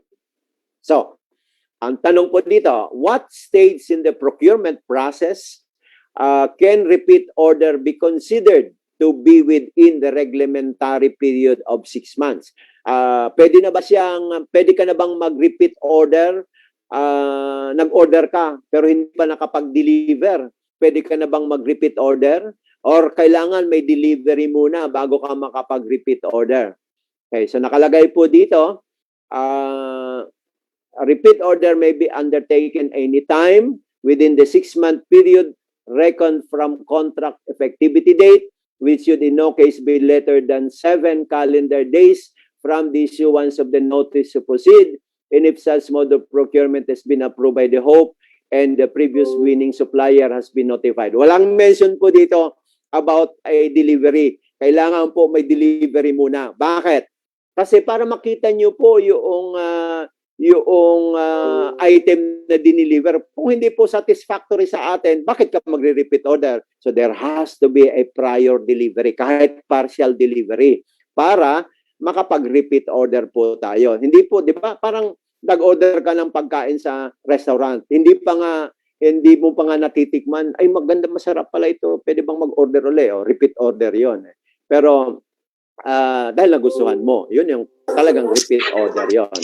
Okay, so kailangan may partial delivery po. Pero ito po, tama po itong sinasabi din, may partial delivery but it may be undertaken anytime within the 6-month period reckon from the contract effectivity date, which should in no case be later than 7 calendar days from the issuance of the note. No, later. Anyway, do not be confused by that, which should in no case be later than 7 calendar days. Kasi yun po yung issuance ng notice to proceed. And if such mode of procurement has been duly approved by the Hope, and the previous winning supplier has been notified before the lapse of the said period. So just make sure that in simple terms, within the 6-month period from issuance of notice to proceed, and there has to be partial delivery by the supplier. Hindi kailangan marami na siyang na-deliver. At least may partial delivery so that nakita na po natin yung items na di-deliver bago tayo makapag-repeat order. Okay. So, shopping. Ito po yung favorite ng karamihan. Shopping. Pag nakita po natin sa APP, nakalagay shopping kahit hindi naman pwede yung shopping. So, very important po sa atin na maintindihan po natin kailan natin pwedeng gamitin ang shopping. So, for shopping, the procuring entity request for price quotation. So, this is the normal. You request for price quotation, okay? For anong pinoprocure natin? Procurement of readily available off-the-shelf goods. So take note, readily available off-the-shelf goods. Sometimes yung sa shopping natin, hindi pa naman readily available. Ibig sabihin, kailangan pang gawin, kailangan pang i-manufacture or wala naman po doon sa tindahan, orderin pa siguro niya, whatever, hindi siya readily available off the shelf kasi dapat andun sa shelf na available siya, or ordinary or regular supplies and equipment. Pag sinabing ordinary or regular office supplies and equipment, what do you mean?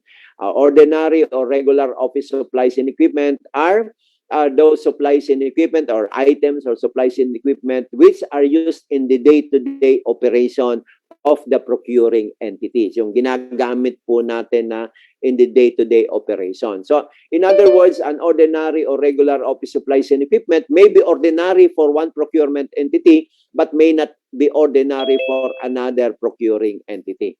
So depende po yung sa mandato ng procuring entity.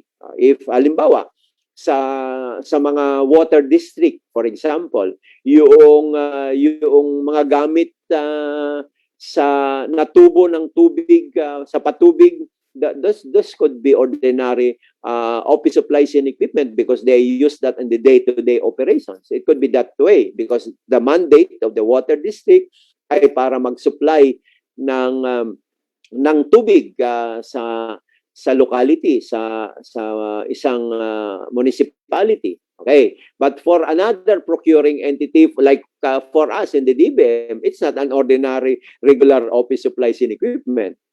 It's not used in the day-to-day operations. Okay, so titingnan po natin sa mandato ng isang procuring entity and of course if it is used in the day-to-day operations.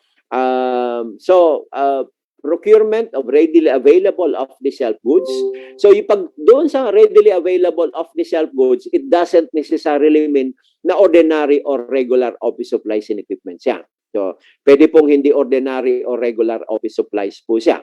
Readily available off-the-shelf goods siya. Pwede po yung shopping. But there are conditions which I'll proceed later on. So, they are procured directly from suppliers of known qualification. So, shopping, saan lang pwedeng magamit ang shopping? Sa goods lang po siya. Okay? Sa goods lang. Hindi pwede sa services ang shopping. Kasi nga po, ano ang magagamit natin? Readily available off-the-shelf goods. Yan. Ordinary or regular office supplies and equipment. So, definitely goods lang siya. Hindi pwede ang services, hindi pwede ang consulting services, hindi pwede ang infra. Although, halimbawa, pagdating sa readily available off-the-shelf goods, ginamit nyo yung shopping, pero may kailangan na service na gagawin po doon para mai-attach yung binili ninyo or mailagay kung para magamit. Mayroon pong ancillary na tinatawag na services, kaakibat na serbisyo na kailangan gawin, pwede na pong kasama na rin po yun sa shopping. Kasi po necessary or ancillary yung services na yon doon sa pagbili po natin ng goods. Okay po? So, kailan pwede natin magamit ang shopping? Ito po yung conditions or ito yung dalawang situations or dalawang instances na maaari po tayong mag-shopping. So, we should be able to distinguish between the two. Tawag po natin doon sa isa, shopping A. And this is provided for under Section 52.1A ng ating pong IRR and shopping B under Section 52.1B. So dalawang klase po ang shopping. Okay, you have to be able to distinguish. Why? Because for shopping A, iba po ang mga conditions sa shopping A. For shopping B, meron pong ibang mga conditions din diyan. Okay, so first, ano yung mga documentary requirements doon sa shopping B or yung 52.1B? By the way, what is shopping A? Now, yung shopping A po is for unforeseen contingency. Ito po yung shopping A. Unforeseen contingency requiring immediate purchase. Yun po yung shopping A. Yung shopping B, yung pong procurement of ordinary or regular office supplies and equipment not available from the procurement service of the DBM. So yun po yung shopping B. Okay, so what are the documentary requirements for shopping B? Bakit po walang documentary requirements yung shopping A? Wala po talagang documentary requirements. Okay, so if you will look at it, there's no documentary requirements mentioned about shopping A. Okay, so shopping B tayo. What are the documentary requirements? Mayor's permit, okay, PhilJEP's registration number. Yun lang, dalawa. So, balikan natin. So, sorry. Nakalampas na ako. Yan, so mayor's permit, PhilJEP's registration number. Okay, so ito po yung pagkakaiba ng shopping A sa shopping B. Yung shopping A, yung na-mention ko po. There is an unforeseen contingency. Meron pong pangyayari na hindi po natin inaasahang mangyari, pero nangyari. At nung nangyari, kailangan bumili tayo kaagad. Yan. So, ganun lang kasimple. May isang pangyayari na hindi po natin inaasahang mangyari, unforeseen contingency, that when it happened, there is a need to procure immediately. And there are two conditions required for shopping A. So, una, may pangyayari na nangyari na hindi hindi natin inaasang mangyari at nang nangyari ay kailangan bumili tayo kaagad. And the second is the amount does not exceed the threshold. So, anong threshold yan? Mamaya po. Pagdating sa shopping B, ano po yung kondisyon? Okay, procurement of ordinary or regular office supplies and equipment. Here, for shopping B, it's very dinistinguished po ang pinoprocure natin. Ordinary or regular office supplies and equipment. Okay? Not available in PSDBM. Bakit merong not available? Because supposed to be ordinary or regular supplies and equipment or yung tinatawag natin na common supplies and equipment ay dapat meron yan sa PSDBM. But normally, kung depende po sa na-mention po natin, depende sa mandate ng procuring entity, hindi po siya common supplies na na-consider ng PSDBM, pero as far as you are concerned, ordinary or regular office supplies siya. Kaya wala po yan sa PSDBM. So, in that particular case, kailangan nyo yun at definitely wala sa PSDBM because as we have mentioned, however, there's another condition. Again, the amount should not exceed that threshold. If you will notice, doon sa shopping A, wala pong mention about ordinary or regular office supplies and equipment. It has to be goods. It has to be, ang requirement lang yan, mayroon po tayong participant na baby. Ang nangyari po diyan ay meron pong ang unforeseen contingency. This could be any kind of goods, okay? Available off the shelf kind of goods. Yan. And there is an unforeseen contingency. So, isa po yung pagkakaiba. Okay. So, I hope malinaw na po sa atin yung pagkakaiba ng shopping A and shopping B. Now, okay. Just a latest update sa atin po. So, particularly on shopping B na may condition po, not available in PSDBM. So, dati po, para may proof tayo na hindi siya available sa PSDBM, kailangan magpakita kayo ng SINAS or Certificate of Non-Availability of Stocks na ini-issue po ng PSDBM or yung mga regional depot ng procurement service. But lately po, nag-issue po ang GPPB Resolution 17-2020 na sinasabi po dito, CSE items or common supplies and equipment not available in DBMPS may be procured from other sources through shopping B without the need for securing the certificate of availability of stocks subject to conditions set forth in GPPB Resolution 17-2020. So maaari daw kayong mag-procure na through shopping B without securing from the depot or from the procurement service of the DBM that particular SINAS or Certificate of Non-Availability of Stocks. However, subject to the conditions. Ano itong mga conditions na ito?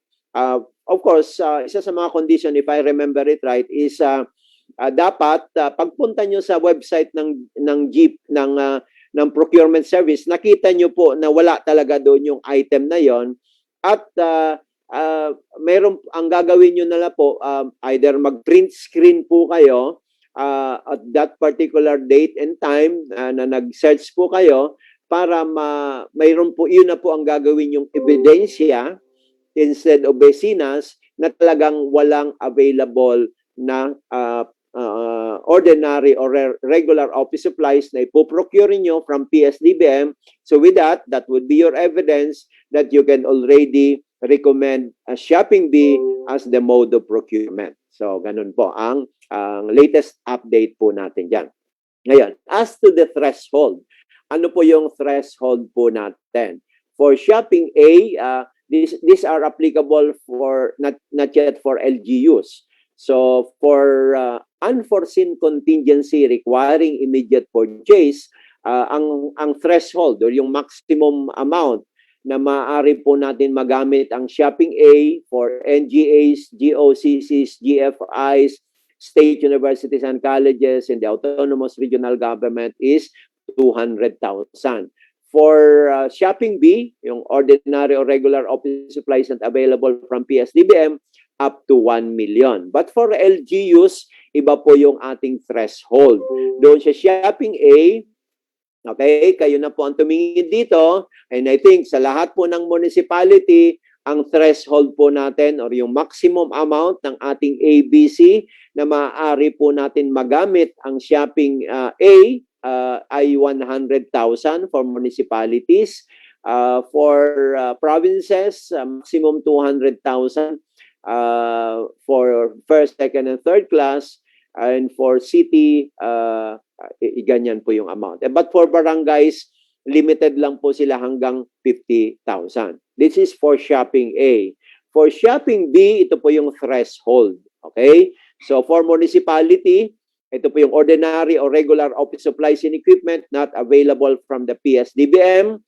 So for municipalities, first to third class, up to 200,000 only. For 4 to 6, 100,000. And the other for cities and provinces are as shown. Pero sa barangays, still maximum is 50,000. Okay, so ano naman ang proseso? Well, simple lang naman. Send the RFQ directly to the supplier of known technical, legal, and financial qualification. For shopping A ito ha, sending and receipt of one RFQ will suffice. So for shopping A, isang RFQ lang na padadala natin at isang quotation lang na nakuha natin o okay na po yan. Sufficient na po yan. Okay? Hindi nyo kailangan ng 3 quotations dito pagdating po sa shopping A. At hindi po required ang posting. So, posting of the RFQ may be dispensed with. Kahit lampas po ng 50,000 siya, hindi po kailangan ng posting. But if you want to post, wala naman pong masama din. Okay? But dahil nga po may unforeseen contingency requiring immediate purchase. So bakit hindi kailangan? Kasi ang posting period po natin 3 calendar days ay hindi na sapat sa inyo ang 3 araw. Kailangan nyo nang bumili. Hihintayin nyo pa ba ang matapos ang 3 calendar day para bago kayo makapag-award? Hindi na po. Kasi nga po, unforeseen contingency requiring immediate purchase. Dapat kaya nyo pong i-justify yung unforeseen contingency requiring immediate purchase na yan. Kaya nga po, hindi kailangan ang posting. For shopping B, okay, ito po ang kaibahan. The back shall send. Take note, mandatory.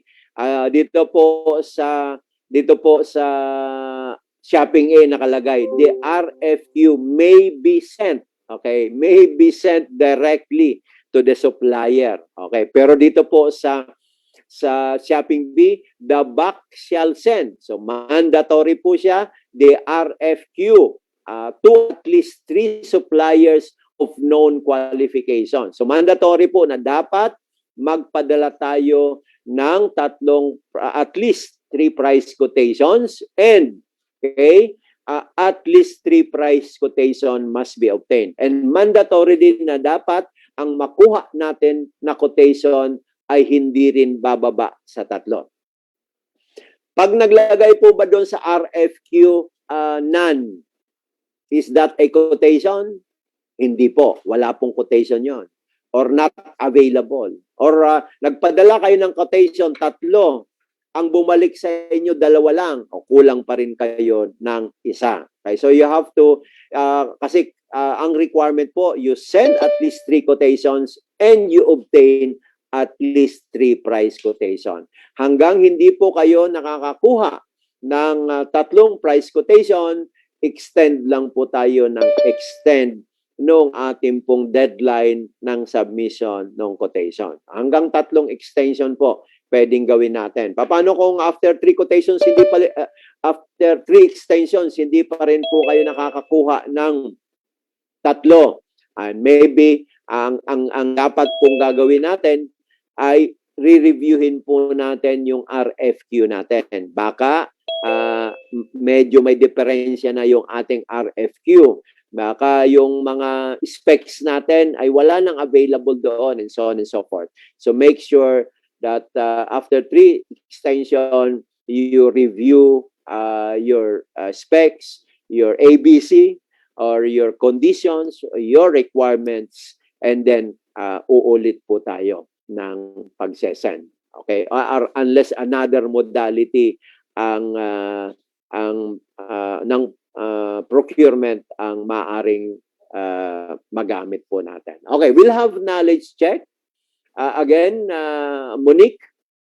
Yes, sir. For our second knowledge check question po. And this will also be our parang 10-minute break na rin para at least tuloy-tuloy ako doon sa after the knowledge check. Okay? Yes, sir.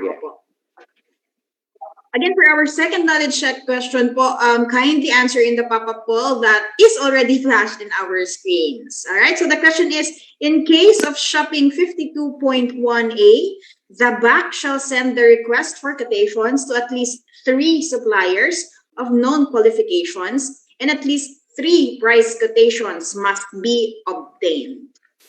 So is it true or false?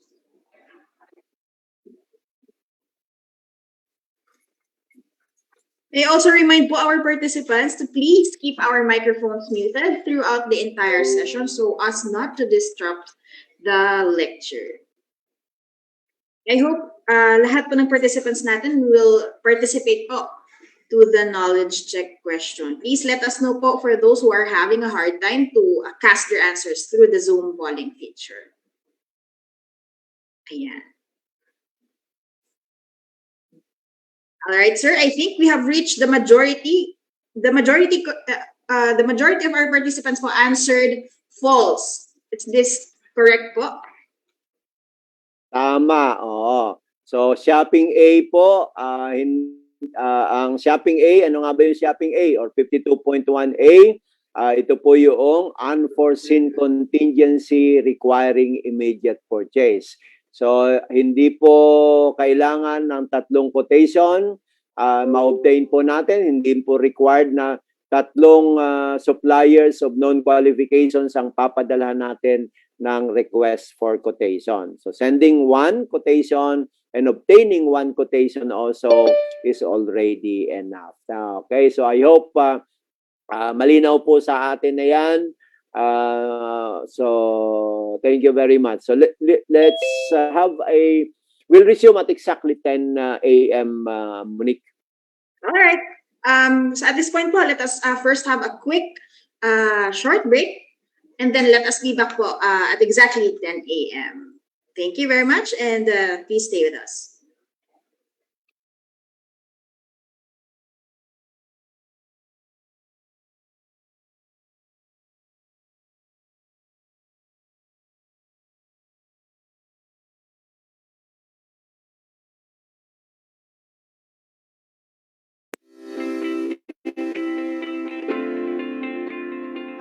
Do you know that procurement is crucial in achieving our society's collective vision of a strongly rooted, comfortable, and secure life in the Philippines?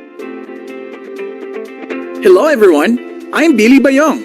Let me show you how our Procurement Policy Board innovates, adapts, and responds to our changing needs to enhance the procurement system and help the government work for us. An efficient, transparent, and competitive procurement system connects every Filipino to vital services from the government. This can help move more people out of poverty, gain access to better education, receive quality healthcare, and enjoy economic opportunities. These yield greater trust in government institutions and bring the country closer to achieving its national development goals. The Government Procurement Policy Board focuses on simplifying various processes to produce more successful procurement that contributes to the effectiveness and efficiency of the government. The board employs strategies to identify needs and implement projects. It refines and calibrates procurement policies, adjusting to emerging trend based on needs of procuring entities. It creates ways to capacitate practitioners to better manage their procurement processes, monitor effectiveness of our procurement systems, and it adapts to the times, especially during national emergencies. The GPPB has strengthened the procurement process at the earliest stage, the planning phase. The board has issued bidding rules responsive to new laws and policies set by the government.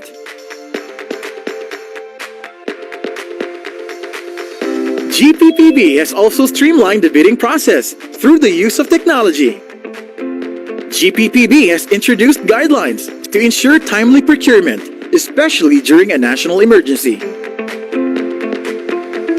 GPPB Technical Support Office pioneered initiatives to better assist procuring entities.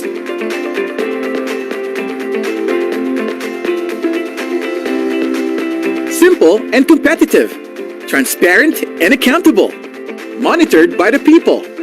These make for an effective procurement system, responsive to the needs of the people. The GPPB, adapting, responding, innovating for nation building. To know more about procurement, visit gppb.gov.ph.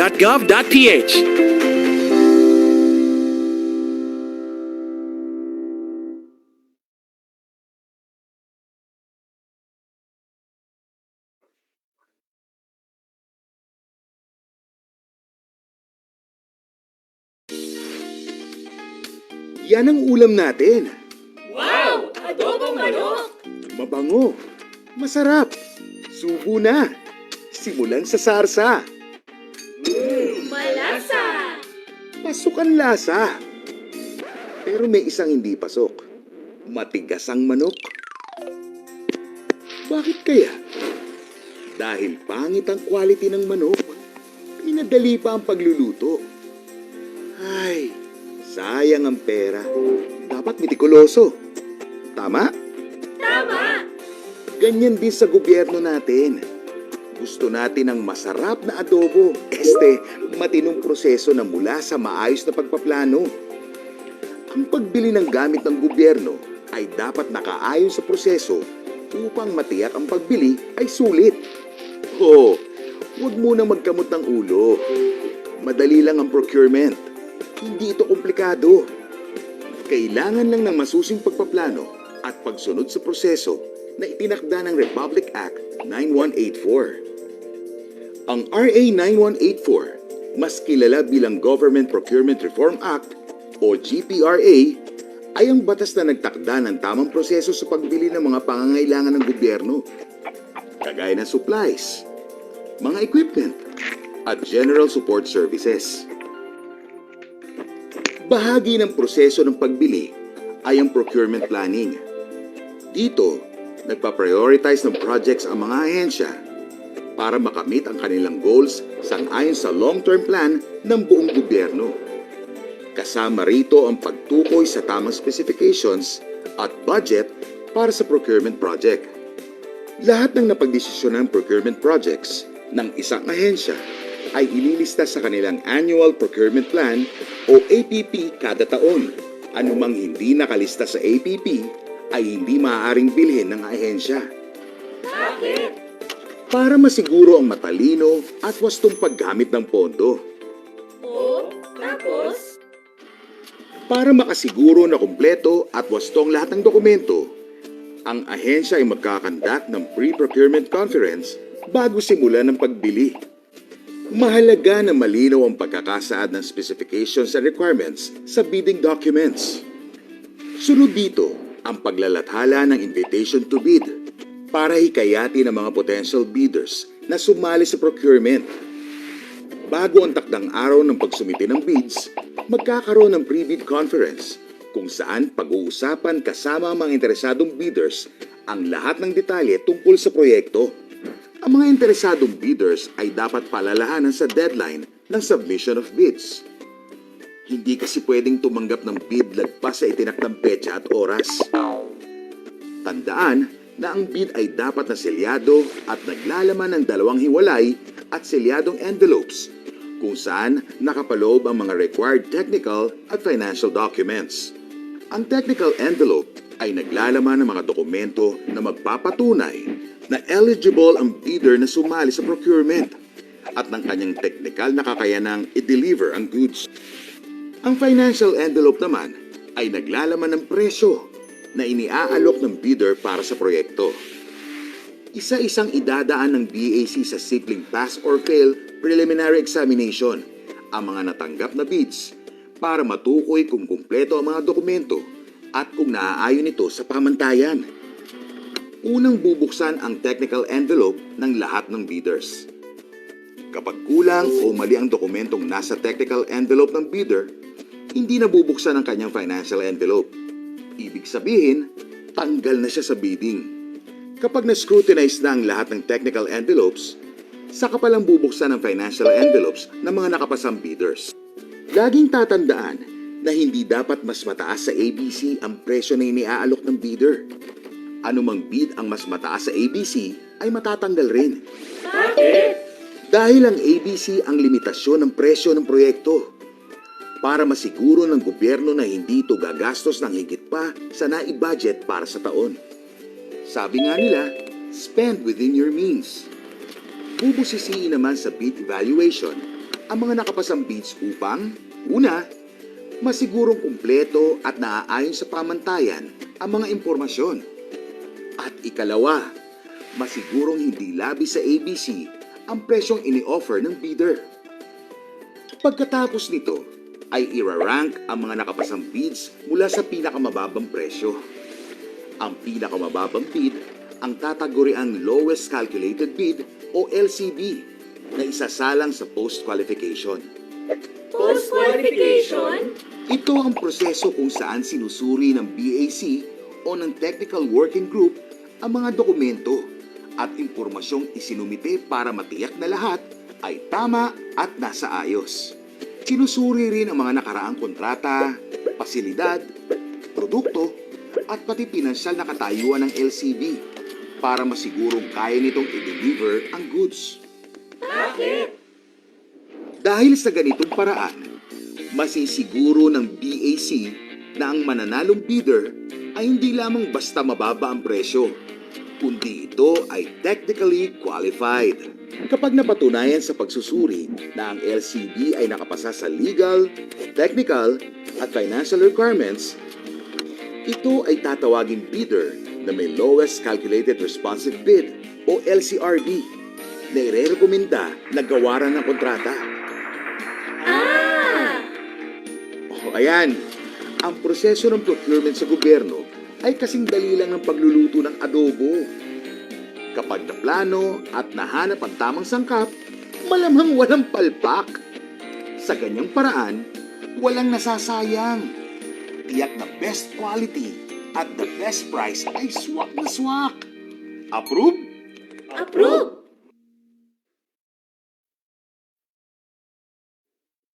Okay, let's continue. Let's proceed to our discussion. All Let right. me- Are we all ready na po to resume? I hope everyone po is ready, no? Sige po, go ahead po, sir. Let us proceed to the Okay, lecture let me proper. share again my slide. Bakit hindi makita yung slide ko? Let me share again. Nakikita niyo ba yung slide ko? Kasi ako hindi ko nakikita. This becomes my problem every time that I'm sharing and it stopped. And when I share it back again, hindi na siya nakikita. Oh, yun. Ayan. Okay. Nakita ko na.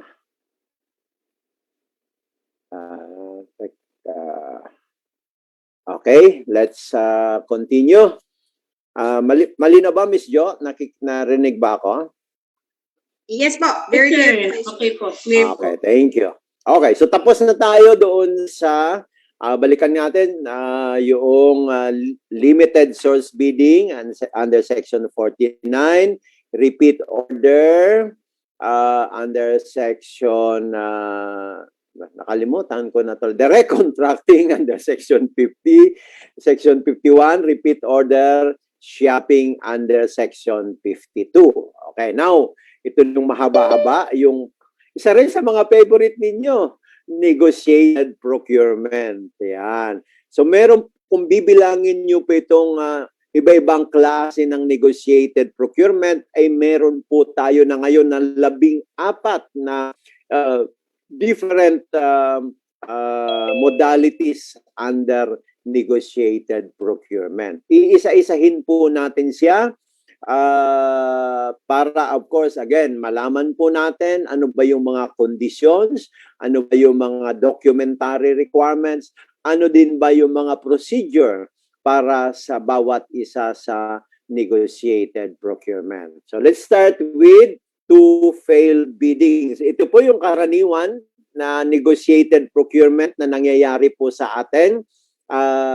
Dahil meron po tayong two failed biddings. After two public biddings, meron pong yung first public bidding, nagkaroon ng failure, nag-rebid po tayo, another failure, then pwede na po tayong mag-negotiated procurement. So, ang negotiated procurement two failed biddings, applicable po yan sa procurement of goods and services, procurement of infrastructure projects, at procurement of consulting services. So, kailan po natin ginagamit itong two-failed biddings na ito?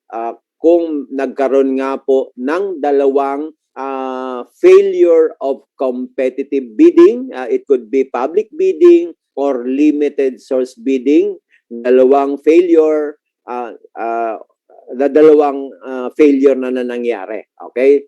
Magkasunod na nagkaroon ng failure. So, I could be public bidding or competitive bidding or limited source bidding na failure. Okay. Kailan ba tayo may nagkakaroon ng failure of bidding? Ito po ay naka-provide sa Section 35, 4.1 ng ating IRR at ang nagde-declare po dito ang BAC. Okay? Kailan ba nagde-declare ng failure of bidding ang BAC? Yan, wala pong na-receive na bids. No bids are received. All prospective bidders have been declared ineligible by the BAC, or all bids fail to comply with all of the bid requirements, post-qualification, or there has been no successful negotiation. So, na-post-disqualify po or hindi po successful ang negotiation kung ito po ay consulting services. So, another instance na nagkakaroon po ng failure of bidding. At ang pang-apat po ay meron pong natuloy na bidding process. As a matter of fact, successful. Meron po kayong na-declare na single or lowest calculated responsive bidder or highest or single rated responsive bidder. It's RRB. Okay? Pero nung ina-award na po natin sa kanya yung kontrata, ayaw niyang tanggapin ang award. Okay? Without justifiable cause. And wala pong award na nangyari. Kasi kung ayaw po tanggapin ng, for example, ng lowest calculated responsive bidder ang award, of course, i-disqualify po natin siya and issue the appropriate sanction. And of course, you proceed to the second lowest calculated bidder, subject that to post-qualification. But para magkaroon po ng failure of bidding, hindi po naging successful din yung succeeding at wala pong award na nangyari. So under any of these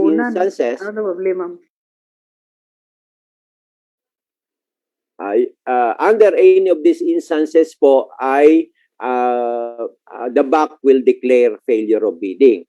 Pag may failure of bidding po, ano pong dapat ginagawa natin? For the first time, the BAC should conduct mandatory review, determine the reason for the failure of bidding, and the BAC may, of course, revise the terms, the conditions, or the specifications, or may adjust the ABC subject to the required approval. So yun po yung nakalagay sa ating pong Section 35. Okay. Then of course, magre-rebid po tayo. Dapat sa pag nagre-rebid po tayo, dapat it should be within 15 calendar days from the first failure. Dapat hindi po tayo tagal pag sa next bidding po tayo. But despite the fact na nag-rebid po tayo and maybe you adjust the ABC, maybe you adjust the conditions, and maybe you adjust the specs, whatever you have done after the mandatory review, nagkaroon na naman ng panibago pangalawang failure of bidding. So, may dalawang failure of bidding na tayo. Still, dapat ang failure of bidding po na ito ay yung failure of bidding na ang nagde-declare ay si BAC. Okay? Pag ang failure of bidding po, ang nag-declare ay si Hope. Okay? So, take note of this. Hindi po siya counted as doon po sa two failure of bidding. Kailangan ang failure of bidding na nangyayari po dito para makapag-proceed tayo sa negotiated procurement ay dapat ang nag-declare ang BAC, hindi po si Hope. Because si Hope po, nag-declare siya ng failure of bidding under Section 41, okay, ng IRR, yung kanyang paggamit ng reservation clause. Pag ganun po ang nangyaring failure of bidding, yung paggamit ng Section 41 reservation clause, hindi po siya natin bibilangin as part of the two failed bidding. Okay? Kailangan ang failure of bidding ay yung pong ang BAC ang nag-declare. Okay, so malinaw yan. So, ano po ang prosesong gagawin po natin? Pangalawang failure of bidding natin. Of course, pag mayroon ng pangalawang failure of bidding, sa proseso po natin, again, the BAC will conduct mandatory review, determine the reason for the second failure of bidding, and may agree to revise the terms, the conditions, and the requirements, and proceed with the negotiation. So after the review, kung nag-revise siya, pwede rin i-revise uli ang ABC. But may condition po tayo sa pag-revise ng ABC. The ABC may not be adjusted by more than 20% of the last ABC. Okay? So halimbawa, in-adjust nyo after the first failure ang ABC. Wala po doon yung limitation na 20%. After the second failure, pwede pa rin kayong mag-adjust ng ABC subject to the required approval, pero this time may limitation na huwag lalampas ng 20% of the last ABC. Then, after you have done that, pagpe-prepare na po tayo ng ating request for quotation, or pwede rin po yung bidding documents na prepare po natin. And you will invite, okay, for negotiation at least 3 suppliers, contractors, or consultants for negotiation. So, yun po yung requirement po na sa atin dyan. And of course, you will have to post yung pong ating invitation sa PhilJeps, sa website, at sa conspicuous place. After you have posted and invited at least 3 suppliers, contractors, or consultants, lahat po ng nag-respond po doon sa ating invitation for negotiation ay dapat po ay pare-parehas po ang pag-uusap natin sa kanila. They should be on equal footing, so to speak.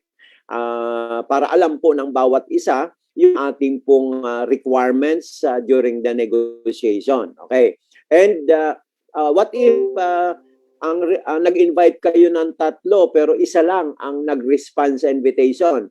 Proceed po yung negotiation natin, and you will require all those which submitted or which responded to our invitation for negotiation to submit their best offer. Okay, so may sasabihin natin sa kanila, okay, lahat kayong nag-respond sa aming invitation, ito yung aming requirements, nakadalawang failure of bidding na kami, medyo kulang na kami sa panahon, gahol na kami sa panahon, so ganito, kailangan matapos ito sa ganitong or magawa or ma-deliver sa ganitong period. So lahat po ng nag-respond doon, and they were informed as to our requirement. They will submit their best offer at a specific date and time, and they will submit their offer, and you will select the best offer from among those which responded and submitted their offers. And of course, ano yung best offer? Of course, for goods and infra, the lowest calculated and responsive quotation or offer, and you will recommend award of contract. Okay, in all stages, sorry about that. In all stages of the procurement process, observers shall be invited. Kaya po ang two-failed bidding, meron po tayong semblance of public bidding. Kaya po isa ito sa mga mode of procurement na entitled po tayo sa payment ng honoraria. Kasi nga po may semblance of public bidding, may posting po tayo, meron po tayong presence ng observer. So I hope yan po yung proseso natin sa negotiated procurement due to two-failed bidding. Okay, I hope clear po sa atin yan. But meron pa po kayong mga katanungan, so pakilagay lang po sa chat box yung inyong mga katanungan, at mamaya po sa open forum para mabasa po yung mga katanungan na yan. At I think ang gagawin po yata nila, kung nag-submit kayo ng advanced question, uunahin na bigyan priority. Pangalawang priority yung nasa chat box question, at ang pangatlo ay yung verbal questions later on kung meron pa po tayong time. Excuse me, sorry about that. Okay, pangalawa, that's section 53.1 ng ating pong yung ating pong negotiated procurement to fail bidding. Pangalawang klase ng negotiated modalities, emergency cases under section 53.2 ng ating IRR. Okay, so kailan po ginagamit natin ang emergency cases under any of these three situations or conditions, if you may say that, instances, kahit alin po dito sa tatlo na ito. Imminent danger to life or property during a state of calamity. So that's one. Pangalawa po na maaari po tayo mag-emergency cases, pwede pong walang state of calamity. Pero meron pa ring natural or man-made calamity. So time is of the essence. So if you will notice, time po ay isa sa mga element po ng emergency cases. Kaya nakalagay po imminent danger. So immediate action is necessary. Actually, pag titingnan po natin yung immediate action, dapat dito sa pangatlo, nandyan, other causes where immediate action is necessary. So pwedeng walang natural calamity, walang man-made calamity, may other causes where immediate action is necessary to prevent damage to or loss of life or property or to restore vital public services, infrastructure facilities, and other public utilities. So these are instances na maaari po tayong mag-emergency cases. So ang emergency cases ay applicable din po tulad noon sa to-fail bidding, applicable din siya sa goods, infrastructure projects, and consulting services. At na-mention ko nga po kanina yung time element is one of the element pagdating po sa emergency cases. So one of the reminders po sa atin is that the procuring entity should consider the appropriate timing or the proximity of time between the actual procurement to be conducted and emergencies sought to be addressed. Kasi po, halimbawa, nag-recommend kayo ng negotiated emergency. Pero ang emergency nangyari noong December pa. At ang implementation ng project ay gagawin halimbawa ngayong October 2021. Ay ilang buwan na nakalipas, yung emergency nangyari December, ngayon ay October gagawin ang project. Hindi po na appropriate yung timing because yung time from the actual yung actual procurement activity natin is done so much farther away from the emergency that you're trying to address. So kailangan po maipakita natin yung timing po natin. Nagre-recommend po kayo ng emergency cases pero yung action po natin ay hindi naman nagpapakita na talagang emergency siya. So you are just using, pwede pong makita na ginagawa lang po natin dahilan yung emergency cases, pero yung action po natin ay hindi po nakatugma doon po sa sinasabi niyong emergency. Okay? When the reason or cause for the emergency has already abated, may emergency na nangyari, pero nawala na yon, bumaba na yon, okay? Nagbanis na yung emergency na yon. Actually, wala nang emergency, hindi nyo na po pwedeng gawin na mag-emergency cases. Dapat public bidding na ang gagawin natin or unless magpumasok po siya sa any of the other alternative methods of procurement. Kung ang ground po ng basihan natin ng emergency cases ay imminent danger to life during a state of calamity, dapat meron po tayong maipakitang ebidensya na may declaration na state of calamity yung competent authority. It could be yung Office of the President, or kung local state of calamity, declaration po ng local sanggunian doon po sa area na gusto natin pong i-address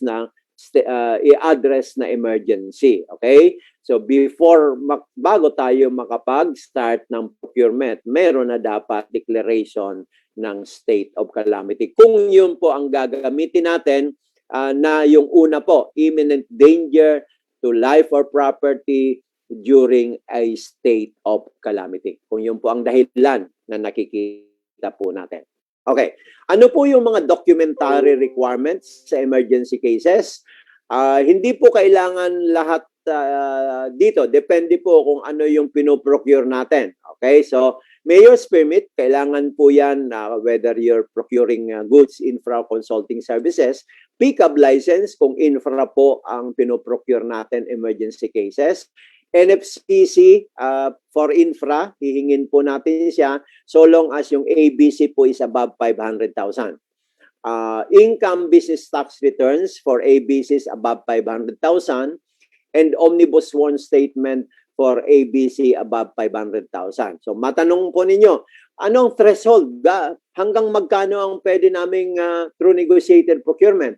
Well, wala po tayong threshold, okay? Hanggang kaya ng budget ninyo. Although meron po tayong vision under an executive order about the 500 million na ABC. Pero siguro naman sa ating mga municipality, hindi naman tayo aabot siguro doon ng 100 million. So just take note that if your ABC is 500,000 is above at infra, kailangan na one of the documentary requirements is NFCC, okay, or net financial contracting capacity for kailangan ng income business tax returns, kailangan ng omnibus sworn statement. But if less than 500,000 ang ABC po natin, you do not have to require for this particular documentary requirements. Okay. May update lang po tayo because of the public health emergency at yung declaration last year because of COVID-19. Nag-issue po ang GPPB ng resolution number 03-2020. Okay, so ano po yung sinasabi dito? It was issued last 9 March of 2020 in view of the declaration of a state of public health emergency throughout the Philippines relative to the recommendation of the Department of Health due to the confined local transmission of the novel coronavirus or COVID-19. And naglagay po ng updates, okay, doon po sa ating provision under Section 53.2 ng ating pong IRR. At ano po yung nadagdag dito sa update? So, isa po sa mga nadagdag ay yung pagpapayag na isama po yung items urgently needed to address COVID-19 in the list of common use supplies and equipment as requested by the Department of Health to expedite emergency purchase of said items to ensure its prompt mobilization and delivery. So kung may procurement po tayo ng mga COVID-19 supplies and items, maaari po natin magamit yung emergency cases, of course, to address yung ating public health emergency. At kasama po dito sa another resolution ay yung pagsasama ng list of real property and venue. Lalong-lalo po yung gagamitin po yung real property or venue as a quarantine facility, ganun po, or gagamitin po natin siya sa distribute ng mga ayuda, kung ano man po related dito sa public health emergency. Maaari na rin po natin magamit yung emergency cases. At kasama na rin dito ang yung COVID-19 items and the use of common supplies and equipment. Okay. Meron din po dating provision na pagdating po sa emergency, dapat of course, magre-recommend po sa emergency ay ang BAC for subject to the approval by the Hope. Then therefore, yung negotiated procurement emergency cases. At dati po may requirement that the Hope has to confirm, issue a written confirmation na meron ngang emergency. So last year, because of GPPB Resolution 03-2020, inalis na po yung requirement for a written confirmation by the Hope on the use of negotiated procurement emergency cases. At para nga mas mapabilis yung pag-address ng emergency, pinapayagan din po i-delegate yung authority na ito. Yung pong even yung pag-recommend ng emergency or pag-negotiate ng with the suppliers or contractors or consultants. And provision of immediate response and initial recovery steps. Okay, so medyo maliit lang po dito yung kahit ako hindi ko mabasa. So although may proseso po yan. And you can see this sa website ng GPPB. May mga steps po na nakalagay dyan under emergency cases because of the issuance made to facilitate further yung pong pagpo-procure natin using emergency cases. Pero in short, ito po yung proseso. Okay?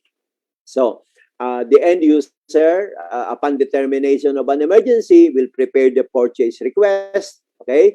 And of course, normally po, wala po sa APP yan because hindi naman po natin na-anticipate yung emergency na inaasahan natin na mangyari except yung mga historical emergencies na nakalagay po sa Section 7 ng ating pong IRR na pwedeng isama na natin sa ating APP. But on the assumption na ito pong emergency na ito ay something that we were not able to anticipate and therefore hindi po kasama sa APP.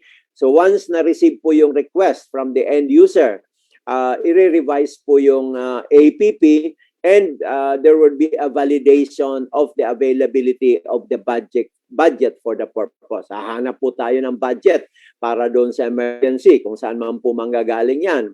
Pwede pong ma-allowed po tayong mag-realign at mag-supplemental budget, di ba? Alam po naman ninyo siguro yan pagdating sa atin po sa LGU under the Local Government Code. After ma-release po natin ang APP at magkaroon ng validation ng available budget for the purpose, then magkakaroon po ng negotiation. The negotiation may be delegated to the end user unit, to an appropriate committee, or to the BAC. To determine first legally, technically, and financially capable supplier, contractor, consultant ba siya. By the way, naalala nyo kanina about yung delegation of authority. Kasama po yung emergency cases doon. Ba? So, kung hindi man na-delegate siya, then ang BAC po ang makikipag-negotiate. At kung sino man ang na-delegate yun at nakikipag-negotiate, siya na rin po ang magre-recommend ng award of contract for approval by the Hope. So yan po ang proseso pag sa negotiated procurement. So in other words, ang negotiation po ay direct negotiation. Hindi po kailangan ng tatlong quotation. Sino pong legally, technically, and financially capable supplier na makikipag-negotiate kayo directly. Pwede pong yung dati nyo ng mga existing supplier, contractor, or consultant. You know them to be legally, technically, and financially capable. Why? Because existing contractors, suppliers nyo na siya. Or suppliers, contractors, or consultants in the vicinity where the emergency or the calamity occurred. Bakit doon? Kasi sila po yung madaling makakapag-respond doon po sa emergency nga na gusto nating apulahin. Di ba? So ganun po. Pero direct ang negotiation pinapayagan. Hindi po natin kailangan ng tatlo. Pipili kayo sa tatlo. Hindi na po kinakailangan yon because pinapayagan na nga po yung direct negotiation. Okay, so There's another update. Ito naman po ay because of Republic Act 11525 or yung COVID-19 Vaccination Program Act. Ito naman po ay para doon sa pagpo-procure ng COVID-19 vaccines and ancillary services and other goods and services necessary for the storage, the transport, deployment, and administration of COVID-19 vaccines. At yan po dito po sa guidelines na inisyu po ng GPPB under Resolution 06-2021, ito po ay applicable nga po sa pagpo-procure ng COVID-19 vaccines. Kaya lang ito po ay through the Department of Health and the National Task Force Against COVID-19. Kasama na din po dito yung mga ancillary supplies and services and other goods, again, necessary for storage, the transport, deployment, and administration of COVID-19. Karamihan naman po sa ating sa LGU, hindi pa naman po pinapayagan na magbumili kayo directly, pero kung just in case, maaari pong gamitin still ang emergency cases negotiated procurement modality sa pagpo-procure. Again, required dahil wala po ito sa inyong APP, kailangan i-revise, i-update muna ang APP kung mangyayari man po yan. Then, procurement may commence without, pero this is specific for the COVID-19 Vaccination Program Act. Pinapayagan po na procurement may commence without an approved APP subject to the validation of funds for the purpose and submission of the approved APP prior to the payment. Yan. Specific lang po ito dito sa COVID vaccine and ancillary. Documentary requirements under the negotiated procurement emergency cases shall not apply for COVID-19 vaccine procurement kasi po yung documentary requirements will be determined by the DOH and the National Task Force sa negotiation. Pwede pong advance payment, pero ang alam po natin na advance payment hanggang 15% lang po yung general na advance payment, but in this particular case, advance payment may be made up to the full cost of the contract. So para 100% po ng amount ng kontrata ay pwedeng i-advance payment if the same is required by the supplier or the manufacturer or distributor or the service provider. But still again, this is specific only for the COVID-19 vaccination program. Okay, so may posting requirement din po regarding dito po sa modality na ito. Okay, I'll not go through kasi sa tingin ko pa hindi pa naman kayo nagkakapag-procure ng vaccines. Okay, let's have Monique another knowledge check Yes, for sir. our participants. We are down to our third knowledge check question, sir. No, so let us now flash our third question. So in negotiated procurement under emergency cases, the BAC may directly negotiate with a supplier, contractor, or consultant with technical, legal, and financial capability to deliver the goods, execute the works, and perform the services to address the emergency. Is this true or false? Okay, anong sagot? In-explain natin ang maigi yan. Tingnan natin, sir. I hope everyone can cast their answers po through the Zoom polling feature.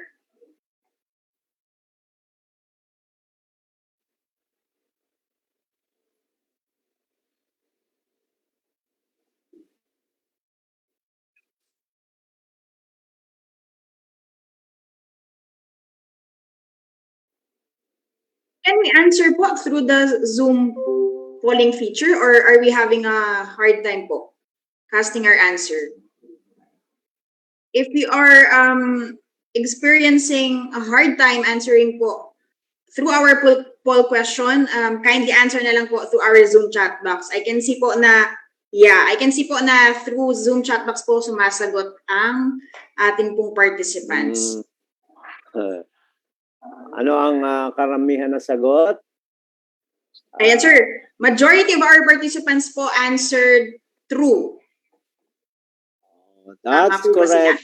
Tama po siya. True. So sa emergency cases ay yung pong direct negotiation po ay allowed. Maaari po na yung direct negotiation kanino nga sa legally, technically, and financially capable. At sinabi nga po natin, sino ba itong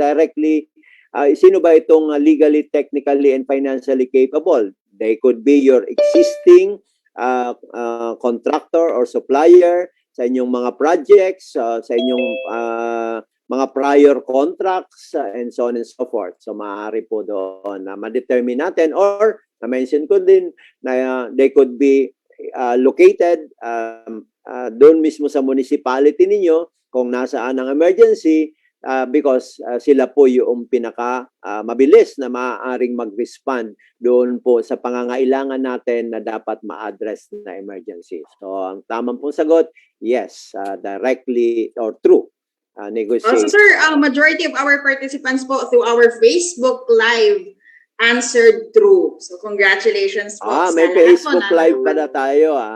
Yes, sir. Okay, that's good. That's good. Okay, very good.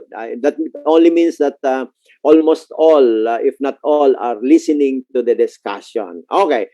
We'll now proceed. Yes, po. So at this point po, third. we may now proceed to the final part po of our lecture proper, sir. Yes. Pero ito'y pangatlo pa lang sa 14 na modality natin ng negotiated procurement, takeover of contracts. Yan. So, paano nangyayari ito? So, meron po kayong dating kontrata na in-award nyo through public bidding at tinerminate ninyo yung kontrata na yon for some reason, dahil po doon sa ating for some provisions in our existing contract, and dahil tinerminate nyo, you take over the contract, but still kailangan ipagpatuloy yung kontrata na yon kasi kailangan ninyo. Ito po ay necessary para sa ating pong LGU or unless na kayo po ang magpapatuloy na lang. So applicable po ito sa procurement of goods, infrastructure projects, or consulting services. Kung mag-decide po kayo na ito po ay ipagpapatuloy, award ninyo sa ibang qualified contractor supplier, ay meron po tayong proseso po dito. Ano po ang proseso po natin? Pag after you take over, makikipag-negotiate po tayo doon sa second lowest calculated bidder or second highest responsive bidder doon po sa original contract na nangyari. Nung nagpa-bidding po tayo ng project na ito, kung meron pong second lowest calculated bidder na yon, doon po tayo makikipag-negotiate, or kung sa consulting, second highest responsive bidder, pero you negotiate doon sa kanyang original price. Pag ang negotiation po ay hindi po successful, or hindi po naging successful din yung post-qualification, proceed po kayo doon sa third lowest calculated bidder, and so on and so forth. Hanggang maubos po natin yung dating sumali doon sa original contract. Okay.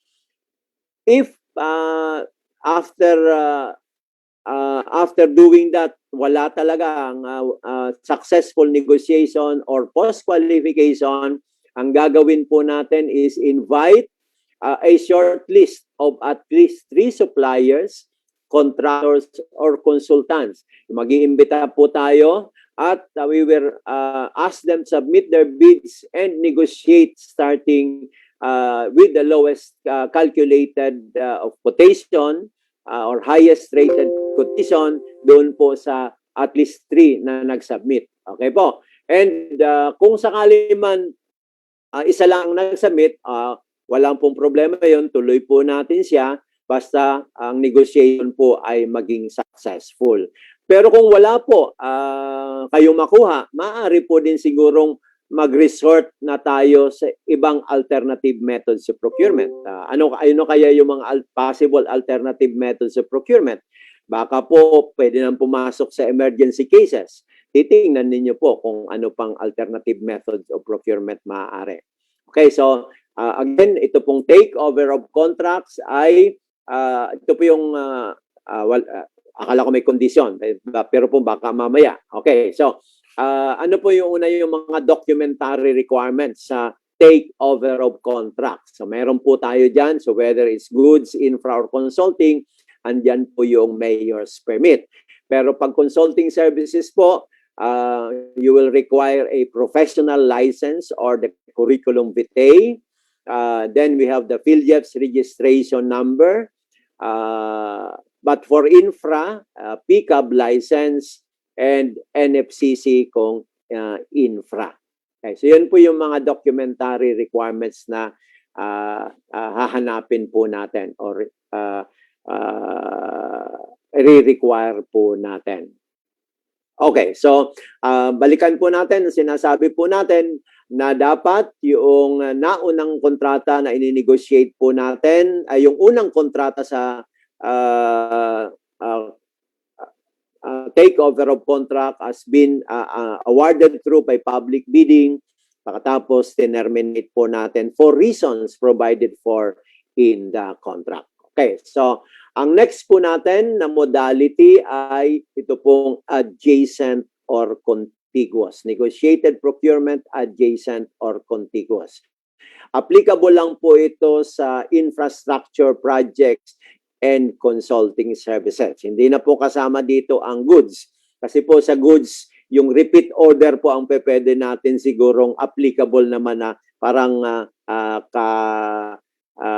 kaparehas nitong adjacent or contiguous, yung repeat order. So, limited lang po ito sa infrastructure projects and consulting services. Kailan po natin gagamitin ito? Where the subject contract, okay, ito pong kukontrata natin under adjacent or contiguous is adjacent or contiguous to an ongoing civil works or consulting services where the contractor or consultants have unique experience or expertise to deliver the required service. So meron po tayong tinatawag na ongoing civil work sa infra or ongoing consulting services.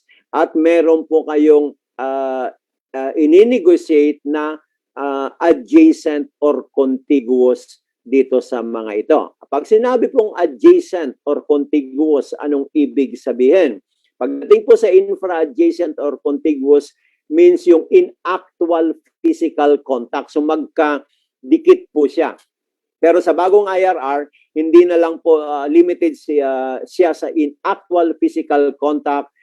Pinapayagan na rin po yung kahit hindi in actual physical contact, yung pong located within the vicinity where or near doon po sa ongoing civil work. Malapit lang in the sense that yung pong pag-mobilize ng mga tao, pag-mobilize ng equipment ay madali pong magawa noong existing contractor. Dahil ang isa po sa kagandahan dito, makakatipid po ang gobyerno kasi po hindi na po siya mag-charge sa atin ng mobilization fee. So kaya nga po pinapayagan na makipag-negotiate tayo doon sa existing contractor natin because the existing contractor will not charge us with the mobilization fee. Kaya nga po limited ito sa adjacent or yung malapit lang doon po sa location ng ongoing civil works. Pagdating naman po sa consulting services, medyo mahirap na ng kaunti kasi parang mayroon lang pong requirement on the necessary link with doon po sa output or outcome ng project. So kailangan lang po ma-connect natin yung link noong pong ongoing consulting services dito po sa adjacent naman na consulting or contiguous consulting services para po ma-justify natin na adjacent or contiguous siya. Okay, as far as consulting services is concerned. So meron pong mga conditions para magamit po natin itong negotiated procurement adjacent or contiguous. At lahat ng conditions po na ito ay dapat masatisfy. So again, kailangan po iisa-isahin po natin ito na dapat present po ang lahat ng conditions na ito. Una, yung original contract po na ongoing is a result of competitive bidding. So dapat public bidding na award po natin yung original contract. Okay. At kailangan yung contract, yung dalawang kontrata na yan, yung original contract at yung adjacent or contiguous has similar or related scopes of work. Okay, so kailangan similar or related scopes of work. Dapat nasa contracting capacity pa rin siya ng contractor o consultant. Paano nyo malalaman yung contracting capacity? Titingnan nyo po, meron siyang ginagawa, which is the ongoing project sa atin, plus ito pong adjacent or contiguous. So determine that kaya pa ng kanyang contracting capacity. Okay, so ano po yung there's a documentary requirements here.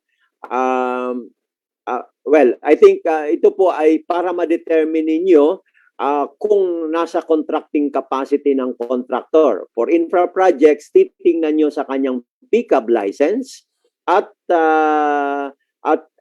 sa kanyang NFCC para ma-determine po natin kung nasa contracting capacity niya pa, kaya ng kanyang contracting capacity na gawin kasama ito pong adjacent or contiguous. So paano po natin ma-determine still yung contracting capacity? So in determining the contracting capacity, titingnan po natin yung kanyang single largest completed contract, yung kanyang NFCC at yung kanyang pickup license para malaman po natin yung totality nung naiiwan kasi ongoing po yon. So may remaining works pa siya ginagawa doon sa original contract, okay, yung existing contract niya plus yung ABC dito po sa adjacent or contiguous. Ito po yung magiging basehan po natin para ma-determine po yung contracting capacity ng contractor. So sa kanyang NFCC, sa kanyang pickup license, particularly doon sa kanyang registration capacity doon sa kanyang pickup license. Okay? Another condition ay dapat ang presyo. Presyo, same prices pa din or lower. So kung materials man ito for infra, same prices or lower as the original contract, less mobilization cost. So kaya nang sinasabi po natin, dapat walang mobilization cost kasi nga po adjacent or contiguous. Okay, hanggang magkano pwede ang adjacent or contiguous? Ito po yung limit. The ABC of the adjacent or contiguous should not exceed the amount of the ongoing contract. So hanggang doon po sa value ng ongoing contract, maaari lang ang ating pong ABC for adjacent or contiguous. Dapat po walang negative slippage or delay yung pong contractor at the time that you negotiate with him or her. Okay, so maayos yung kanyang trabaho. Kasi bakit ka makikipag-negotiate sa isang contractor, yung contractor na gumagawa ng project mo kung samantalang may slippage na pala siya. Then therefore, hindi maganda ang kanyang performance. You have no reason to negotiate with him again and add uh, and give him another contract adjacent or contiguous, di ba? So kailangan walang negative slippage. At dapat yung negotiation natin sa kanya ay sisimulan natin bago matapos yung original contract. Hindi pwedeng mag-negotiate ka tapos na yung original contract. Okay? Of course, original contract, kung meron po kayong extension na binigay sa original contractor plus extension. But kailangan yung negotiation should be done before the expiration of the original contract plus any extension na ibinigay po natin sa kanya. Okay, so lahat po itong conditions na ito ay dapat ma-satisfy ng natin or ma-determine niyo na present and satisfied bago po kayo makapag-recommend ng negotiated, adjacent, or contiguous. Again, if any one of the conditions are not satisfied, wag po kayong mag-recommend ng adjacent or contiguous. Ano po ang re-recommend niyo? Another public bidding. Of course, ito pong contractor na gumagawa ng ongoing contract, pwede naman po siyang sumali sa public bidding. Okay? So ganun po ang mangyayari dapat. I hope that's clear. Kasi marami po dito mag-a-apply sa inyo sa mga local government units, lalong-lalo na by next year dahil malaki-laki na ang matatanggap ninyo na NTA or the National Tax Allotment, dating IRA, a substantial increase of a 38% increase over your 2021 IRA. And of course, maraming project ang ibig sabihin niyan.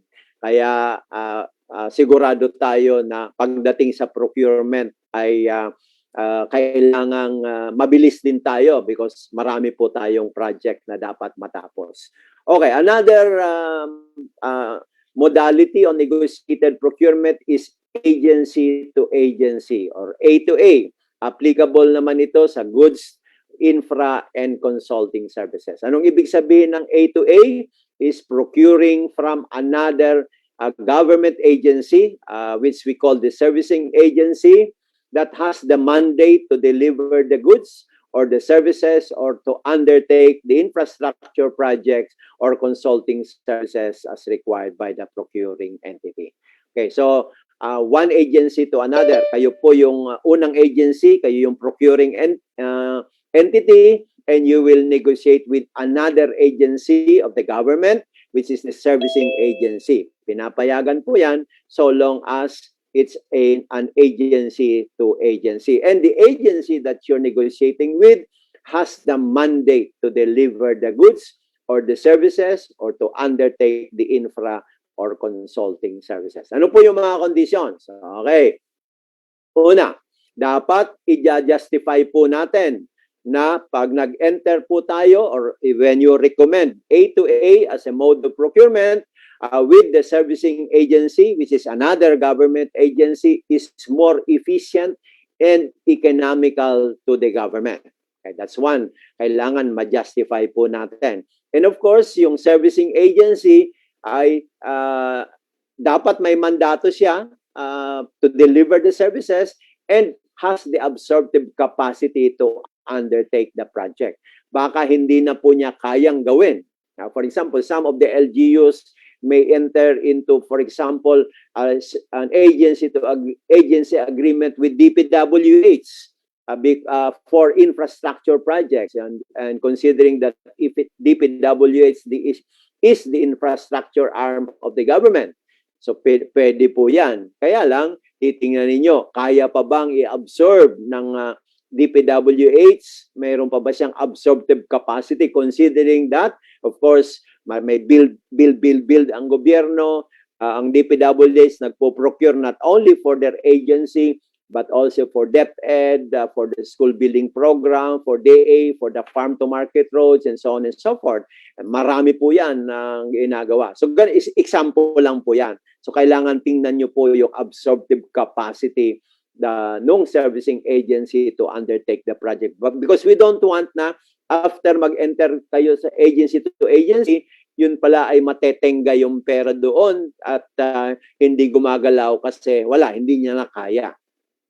And the last is the servicing agency should own or has access to the necessary tools and equipment required for the project. Okay? So, mayroon dapat siyang mga kagamitan, mayroon dapat siyang mga equipment para magamit niya doon sa proyekto na gagawin po natin. By the way, doon po sa servicing agency na makikipag-negotiate kayo, hindi subject din po siya sa RA 9184 kasi government agency po siya. So the servicing agency will still have to be subject to the provisions of the government procurement reform law. Ganun po 'yon yan. Hindi po pwede niyang i-subcontract 'yon. Kasi dapat siya yung nakipag-negotiate po tayo sa kanya. So the servicing agency also owns or has access to the necessary tools and equipment required for the project. So what is the procedure? Madali lang po ang procedure. The end user first justify to the back that resort to A is more efficient and economical to the government. So ito yung justification po na kinakailangan. And after the end user has justified resorting to A, the end user shall secure a certification from the servicing agency, the relevant officer from that servicing agency, that the servicing agency complies with the conditions. Ano yung mga conditions na yon? It has the absorptive capacity, it has access or owns the tools or necessary equipment necessary for the project. So yun po yung certification. And of course, isang laman dapat ng certification then ay dapat nasa mandato ng servicing agency na yon na gawin yung ipinapagawa po natin sa kanya. Okay. So after that, the BAC will now issue a resolution recommending the use of A to the HOPE, agency to agency, to the HOPE, and the HOPE shall enter into a memorandum of agreement with the servicing agency. So MOA tayo kasi hindi po another government agency po siya.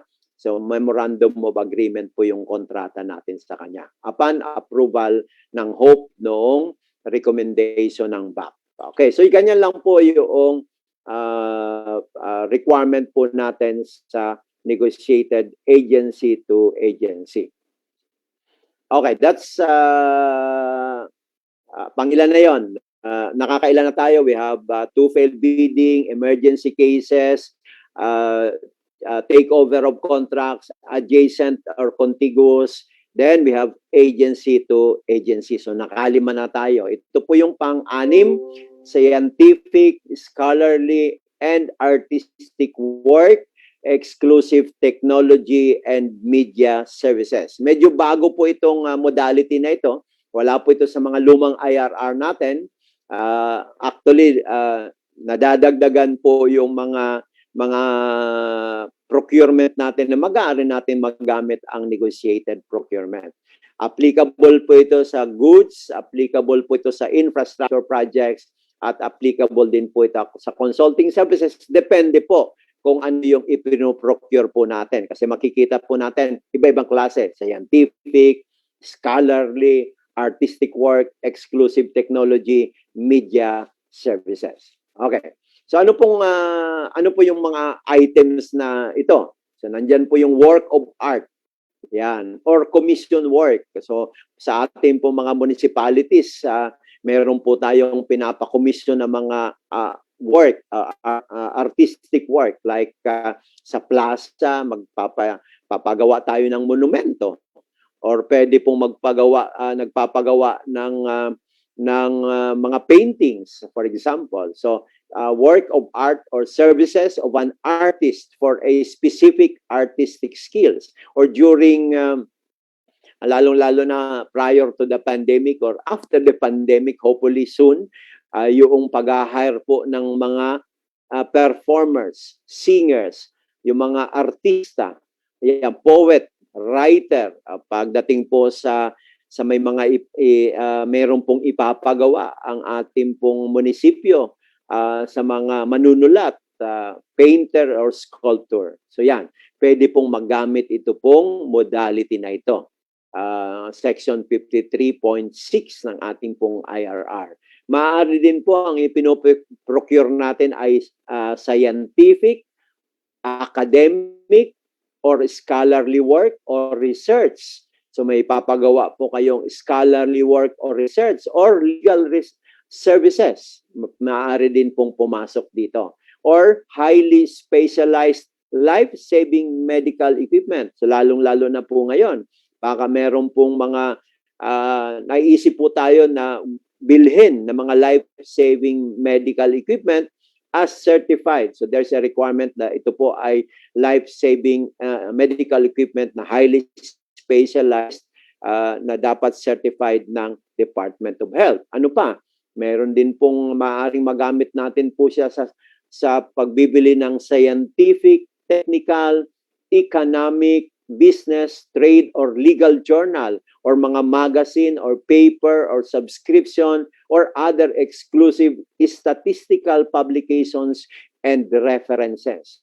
Or maaari din for media documentation, advertisement, or announcement through television, or radio, or newspaper, or the internet, and other communication media. And para sa infra naman, construction or installation of an infrastructure facility where the material or the equipment or the technology is under a proprietary right and can only be obtained from the same contractor. So under any of these itemized na mga items na ito that ranges from goods, infrastructure projects, or even services, and eventually consulting services, depende po dyan, maaari po nating magamit ito pong modality na ito.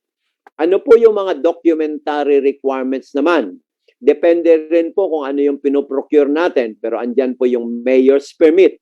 Okay? Kung consulting services, ay yung pong professional license or a curriculum vitae, then andyan din po yung PhilJEP's registration number.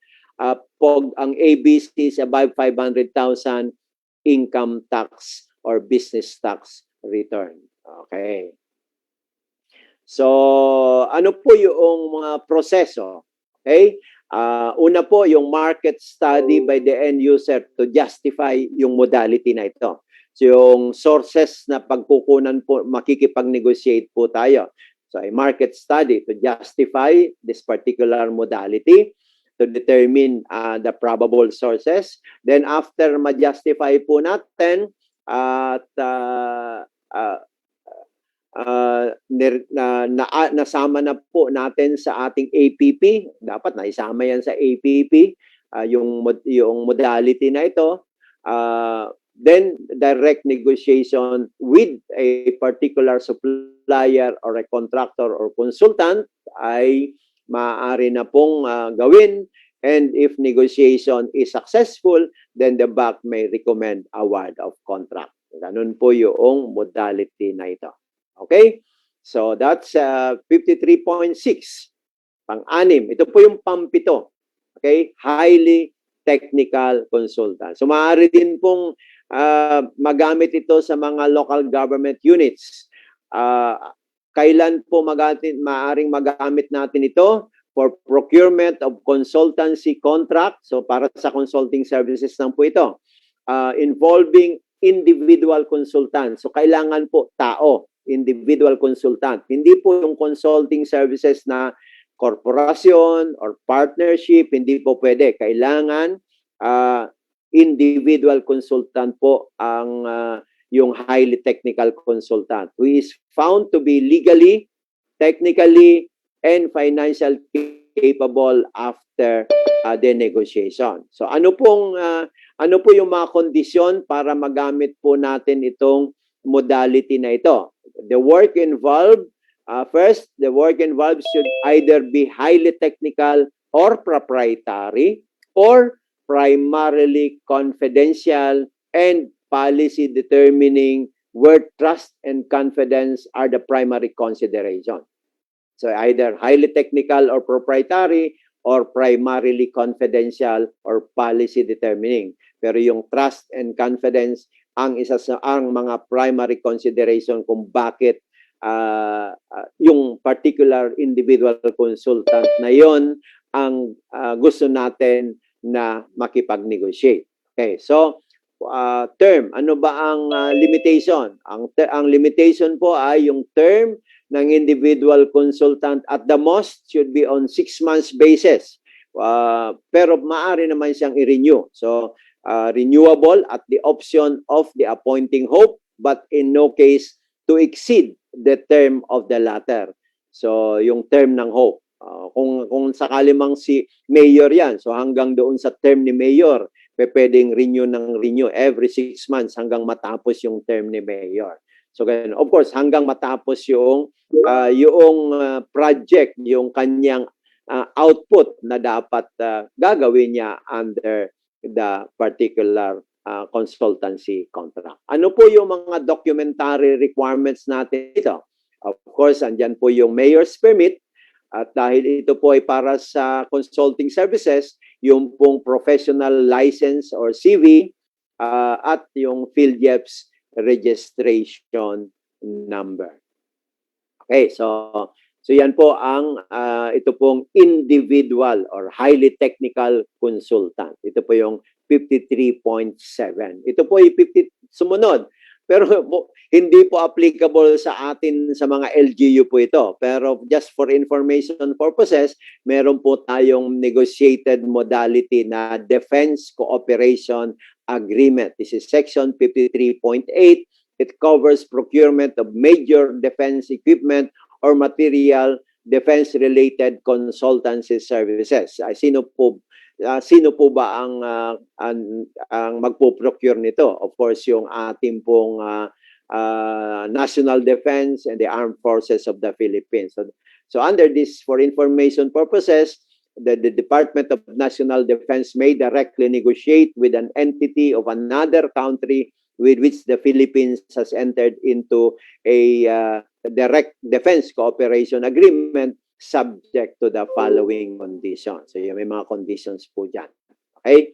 So let's not go through this one dahil hindi po applicable sa atin sa LGU ito. At ito po yung isa sa mga favorite natin sa negotiated procurement, yung small value procurement. Ito naman po yung Section 53.9 ng ating pong IRR. Applicable po siya sa goods and services, infrastructure projects, and consulting services. Okay. So, ang simple lang po na sigurong definition natin ng small value procurement kasi halos kaparehas po yung small value sa shopping. So, ang tanong nyo, pag hindi pwede sa shopping or hindi covered sa shopping, small value tayo. Remember, shopping is applicable only for the procurement of goods. So, hindi pwede sa shopping ang services. So, since hindi pwede ang services sa shopping, then dito po sa small value, pwede siya. Or infra, hindi pwede sa shopping, then pwede po dito sa small value. Ganun din po yung consulting services. So, ganun lang po, kasimple siguro yung tatanungin nyo, ano ba, pwede ba yun sa shopping? O hindi pwede? O small value yung mode of procurement natin. However, may limitation din po. Yung may threshold din po tayo pagdating sa small value. At tulad ng shopping, yung pong ordinary or regular office supply. So by the way, sa shopping, may nakalagay po doon, ordinary or regular, ito pong B. Ordinary or regular office supplies not available from PSDBM. So kung hindi po ang binibili nyo ordinary or regular office supplies, o dito po sa small value dapat siya. The same threshold for NGAs, GOCCs, GFIs, and SUCs, maximum po 1 million. Okay. So, of course, pagdating po sa LGU, yung threshold po natin for shopping B, yun din po ang threshold natin for small value procurement. Ano po ang proseso? Okay, ito po, the BAC shall prepare and send the RFQ or RFP to at least 3 suppliers, contractors, or consultants of known qualifications. So, the requirement is magpadala ka, mag-invite ka, mag-send ka ng at least 3 price quotations, okay? To a supplier, a contractor, or consultant, okay? Pag ang ABC natin is above 50,000, kailangan mag-ipopost natin sa PhilJEP's website, sa website po natin kung meron, at sa conspicuous place. Pag 50,000 or less, no need for posting. Ang isang kaibahan sa shopping, particularly shopping B, ang requirement po dito sa atin, magpadala ka ng 3 quotations or at least 3 price quotation. Pero kung isa lang na quotation ang natanggap natin, sufficient na yon to proceed with the evaluation. Yan po ang small value procurement. Isang quotation lang ang ma-receive natin, so long as you have proof that you sent at least 3 price quotation, okay na po siya. So in other words, unlike sa shopping B, pagdating po sa small value, nagpadala ka ng 3 quotation, bumalik sa iyo yung isa nakalagay none or no quotation.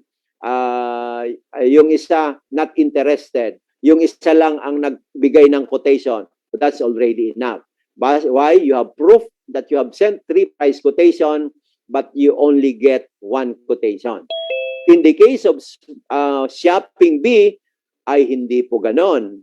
Kasi nga po sa shopping B, dapat 3 quotation or request for quotation ang ipapadala ninyo at least 3 quotations din ang ma-obtain po natin. So yan po ang small value procurement.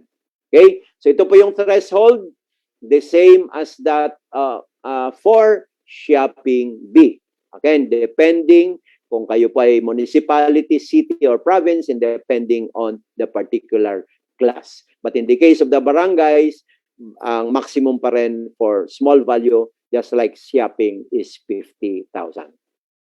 So anong proseso sa small value procurement? Okay, so prepare the RFQ, RFP, post yung ating pong RFQ sa PhilJEP, sa website, sa conspicuous place for 3 calendar days, except for ABC 50,000 and below, and extend the deadline if no quotation is received.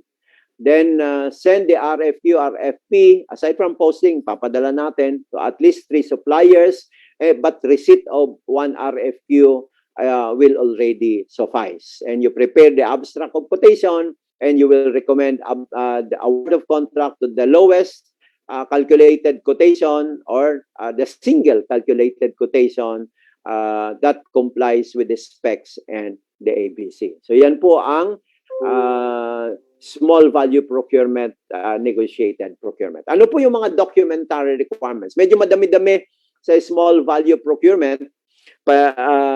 Again, depende pa rin kung anong pinoprocure natin. So, nandiyan po yung mayor's permit, professional license CV for consulting services, PhilJEP's registration number, pickup license for infra, income and business tax returns kung ang ABC is above 500,000, the omnibus sworn statement kung ang ABC is above 50,000. So take note, paglampas ng 50,000 ng ABC natin, may required na po yung omnibus sworn statement. Okay, so that's 53.9. Okay, pang-sampo, ang modality is list of real property and venue. Okay, so procurement covering list of real property at the venue for official use. Ano po yung mga conditions sa paggamit po ng modality na ito? The end user shall justify that resorting to list of real property on venue is more efficient and economical. Cost-benefit analysis, ganon. Bakit ka maglilis? So, hindi naman pwede tayo mag-construct. So, ganon po, yung mga cost-benefit analysis na gagawin natin, particularly on real property. Okay, so the technical specifications shall be prepared taking into consideration the rating factor under Appendix B. Meron po kayong actually po may rating factor.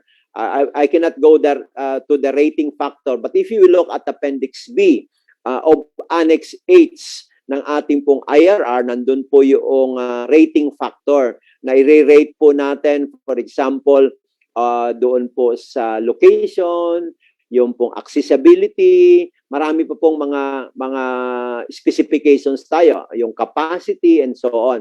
But the rating factor, hindi po yan ay i-rate natin for purposes of determining sino ang highest rated. Hindi po. Kasi this is still procurement of goods. Ang list of real property and venue, so ang award po natin dito is lowest calculated responsive bidder. Ang purpose lang po ng rating factor na nakalagay po sa Appendix B ay para ma-determine po natin yung passing score. For example, dapat yung makakapag-satisfy ng specs ninyo should have a rating factor not lower than 80.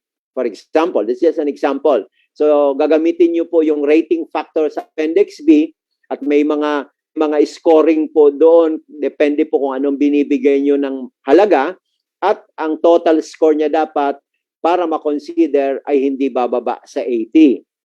So, ganun po yung rating factor. But the award will still be made based doon sa pinakamababang presyo. Kung isa lang po ang nag-respond, pwede naman po yun. But I'm going ahead. Andito nga pala siya. The box shall invite at least 3 prospective lessors or venues within the vicinity of the selected location to submit sealed price quotation for real property and open the price quotation for venue. So, the requirement po is invite at least 3 prospective lessors or yung pong sa venue. Pagkatapos, however, receipt of at least 1 quotation would already be sufficient to proceed with your evaluation. Okay, so yun po. Ang proseso natin pagdating sa list of real property and venue.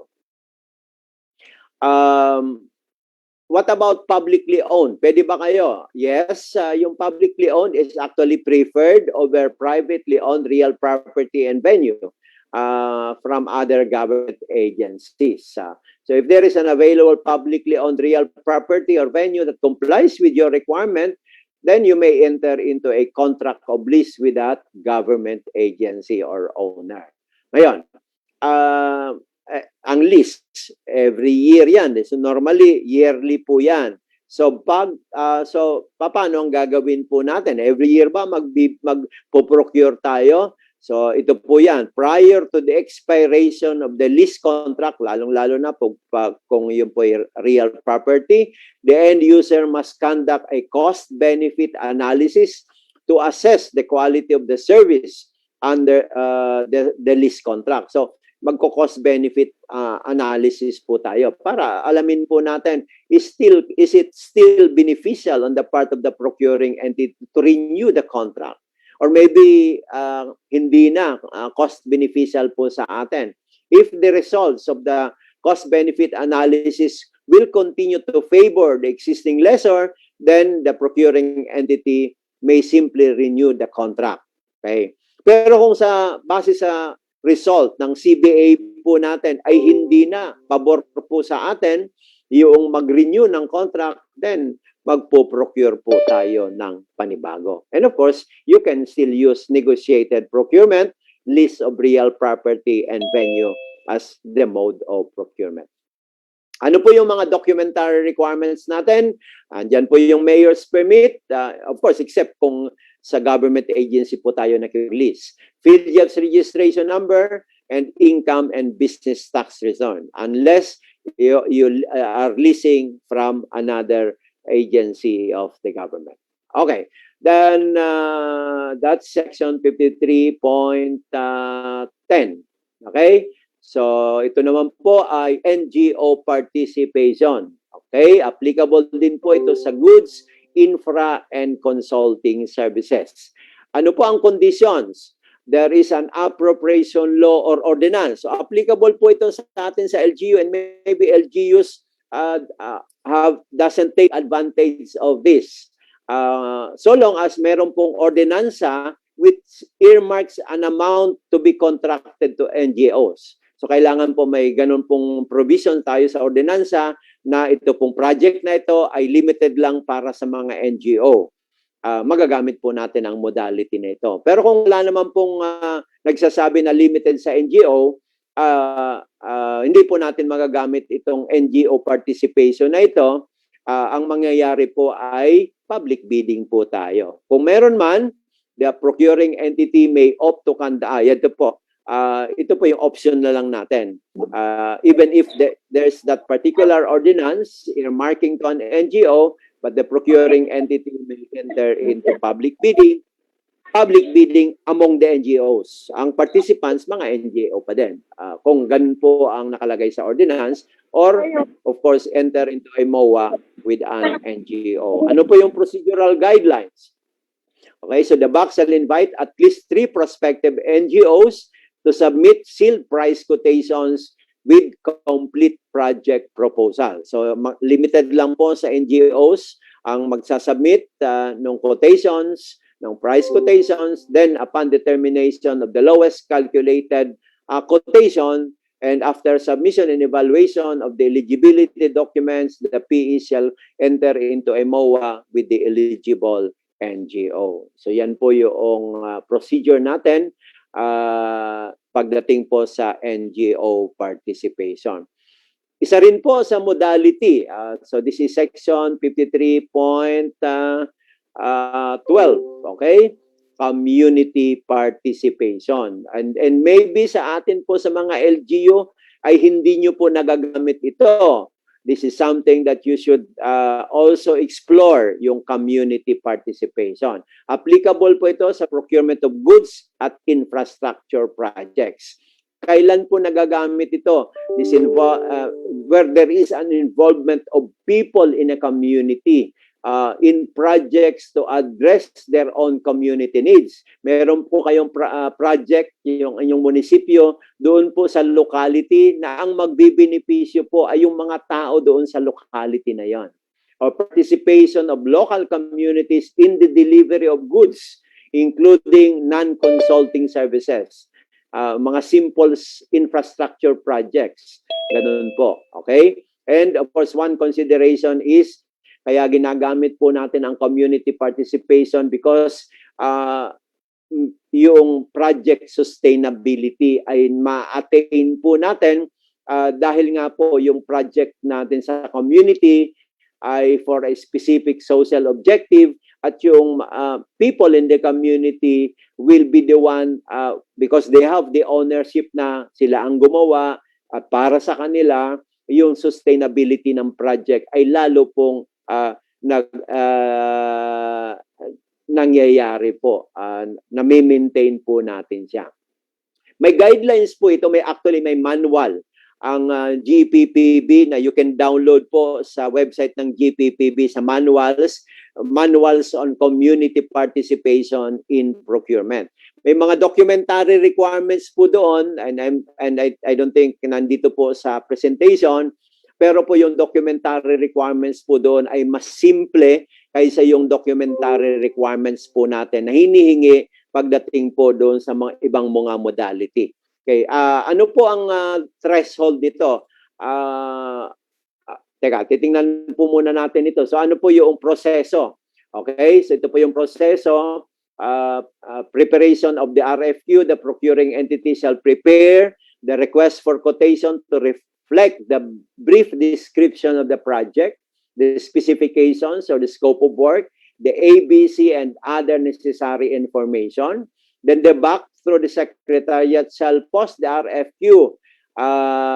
Saan? In the website, kung meron po kayo. Hindi po kailangan ng post sa PhilYaps. In the premises of the procuring entity and in at least 3 conspicuous places where the project will be implemented. Halimbawa, pwede po itong conspicuous places nandun po sa park, kung conspicuous man siya doon sa area where it will be implemented or doon sa community or sa barangay hall for a period of at least 3 calendar days.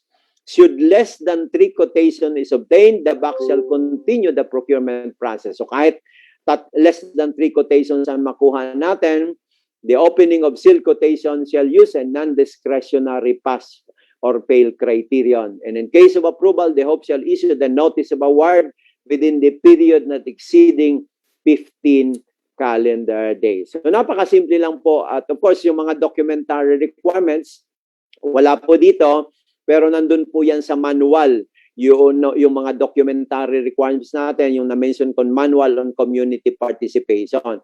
For municipalities, if I remember it right, ang threshold po para sa goods up to 500,000, para sa infra 750,000. So yan po. Kung may tanong po kayo doon sa manual on community participation, maaari po natin i-address mamaya sa open forum. Okay, that's community participation and maaari pong magamit po natin sa LGU. Yung pang-13 po, yung procurement from the United Nations agencies, international organizations or international funding institutions. Halos hindi po nagagamit ito natin sa mga LGUs, pero applicable po ito sa goods, infrastructure projects, and consulting services. Ano po yung mga kondisyon?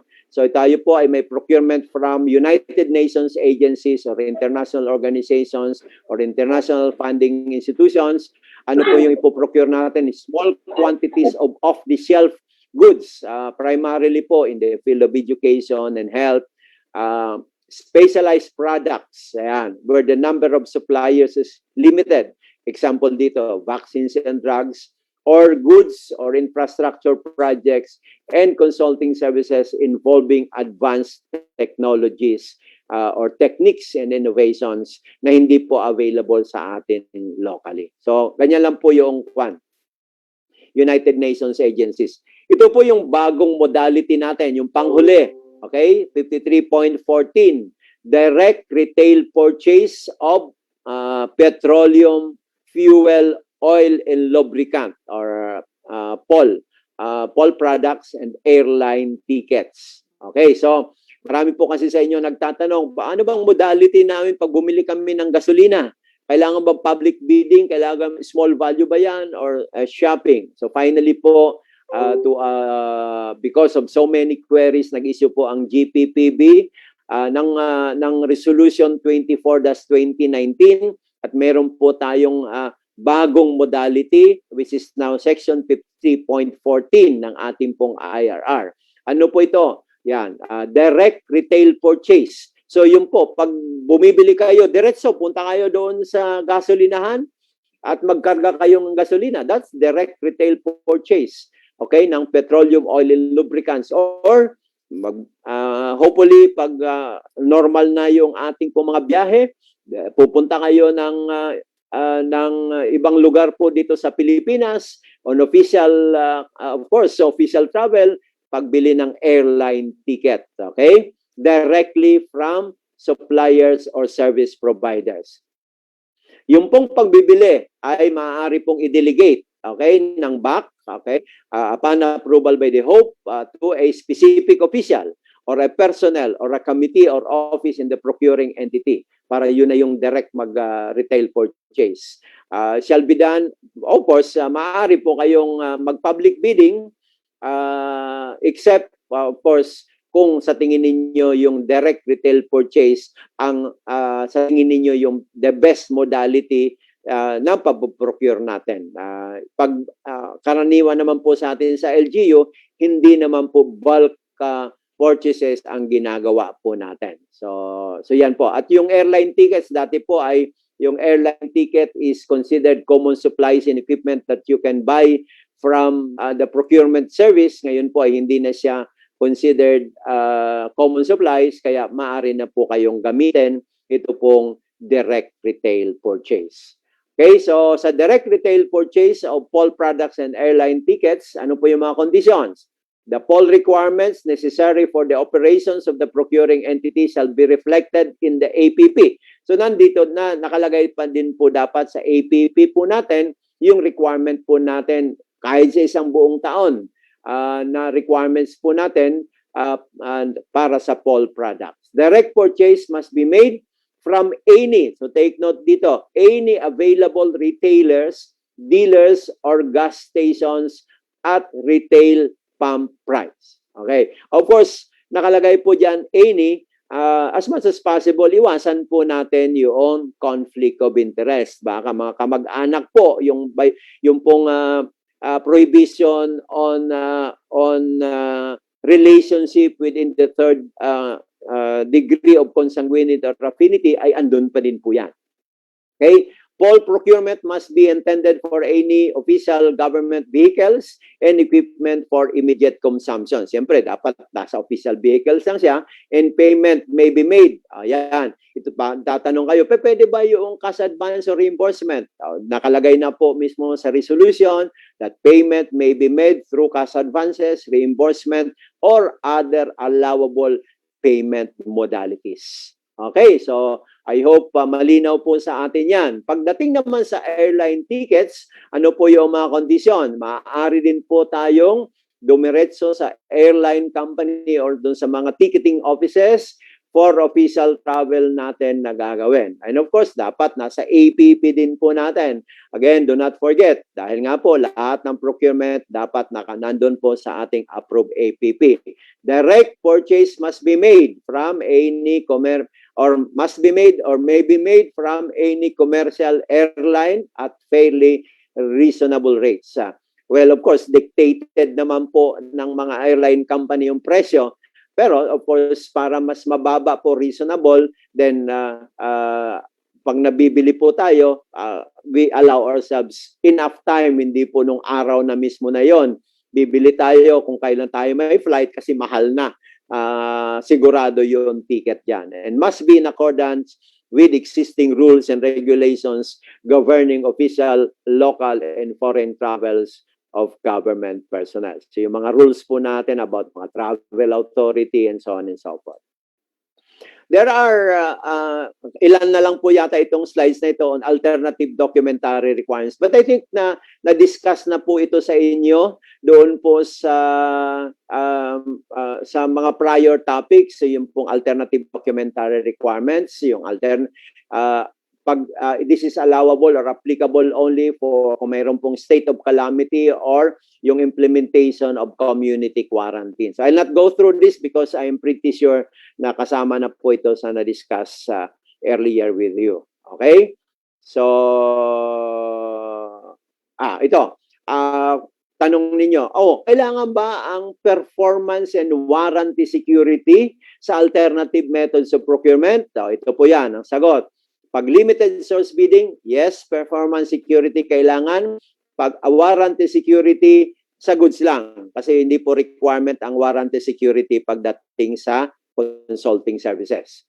Direct contracting, hindi po kailangan ng performance security. Bakit? Diretsong kontrata ka na, delivered yon. So, no need for performance security. However, dahil goods po ito, dapat covered ng warranty security. Repeat order, hindi rin kailangan ng performance security, pero dahil goods po, covered din siya ng warranty security.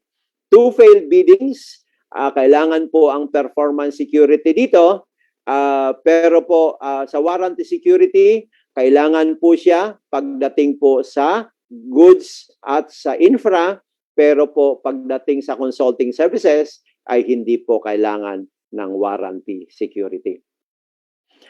Sa emergency cases at sa small value procurement, maaari po tayong mag-require ng performance security depending po sa nature ng procurement natin. Pero pagdating sa infra, kailangan ng performance security. So doon sa emergency cases na infra at small value procurement na infra, required po ang performance security. Kung goods or consulting services, pwede pong hindi kayo mag-require. What about warranty security? Kailangan lang po ang warranty security pag ang procurement po natin ay infra and goods. Hindi po siya required pag consulting services. So takeover of contracts, performance security, yes. Dahil ito po ay sa infra, warranty security, yes. Adjacent or contiguous, kailangan po ang performance security, pero warranty security doon lamang po sa infra kailangan. Okay, latest update on the performance security about performance securing declaration. I think diniscuss na rin po ito sa inyo, yan, na yung pong performance securing declaration pag mayroon pong state of calamity or implementation ng community quarantine. Kahit hindi po kayo may framework agreement, maaari po yung performance securing declaration at maaari din po kahit unnotarized yung performance securing declaration. However, the end user may require the winning bidder to replace the submitted performance securing declaration with a performance security. Okay, so ito po yung performance securing declaration. May form na po yan at nakalagay po dyan na meron pong penalty kung hindi niya po gagawin yung kanyang obligation under the contract. 1 year blacklisting for the first offense, 2 years blacklisting pag may prior similar offense. Okay, knowledge check. Last na ba ito? Hindi pa tayo tapos. Open Yes, forum sir. na tayo muli. Sige. Yes, sir. Opo. Finally, we are down to the fourth and final knowledge check question for this virtual learning session. And the question is po,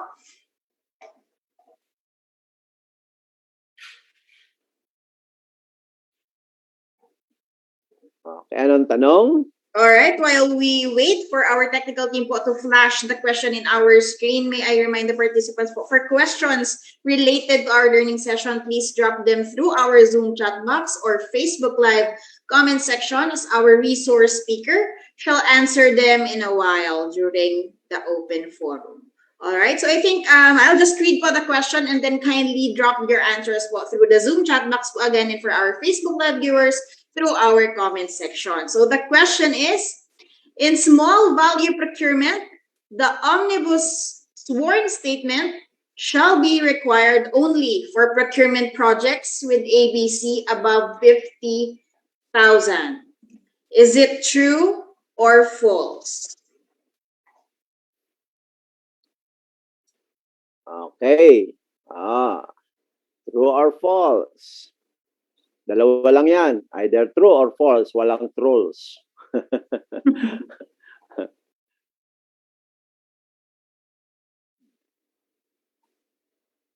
Ito naman ang sagot nila. False. May true. Mas maraming false. Parang hati, sir. Opo. Sa ating pong Facebook Live viewers, sir, some are answering true and may isa pong false. Ayan. Ang sagot po dyan ay true. You must have missed kanina yung mga documentary requirements natin dahil sa small value procurement. Generally po, yung mga documentary requirements natin above 500,000. But for the small value procurement, if you have noticed it, and of course I highlighted it kanina, yung omnibus sworn statement, ang requirement po is for ABC above 50,000 pesos. So the answer is true. Kailangan po sa small value procurement, yung omnibus sworn statement kung ang ABC natin is above 50,000 pesos. Okay? Alright. So take note of that. Take note of that. Okay, tapos na pala. Tapos na pala. Okay, Yes, po, so sir. maraming salamat po sa inyong lahat for your active listening and at the same time for bearing with me with this long discussion of the alternative methods of procurement. Okay, open forum na tayo, Monique. But before that, sir, allow me to thank you po again for providing us an in-depth discussion on alternative methods of procurement. So again po, that was Director Renato De Vera of the Department of Budget and Management, Regional Office 5. My pleasure always. And of course po, to our participants for actively participating in our knowledge check portions, thank you all very much. Now, before we proceed, sir, to the much-awaited open forum, would you like us to have a quick short break lang po? Perhaps po, 5 minutes. All right. Okay, no problem with me. Okay. All right po, thank you and see you in a short while.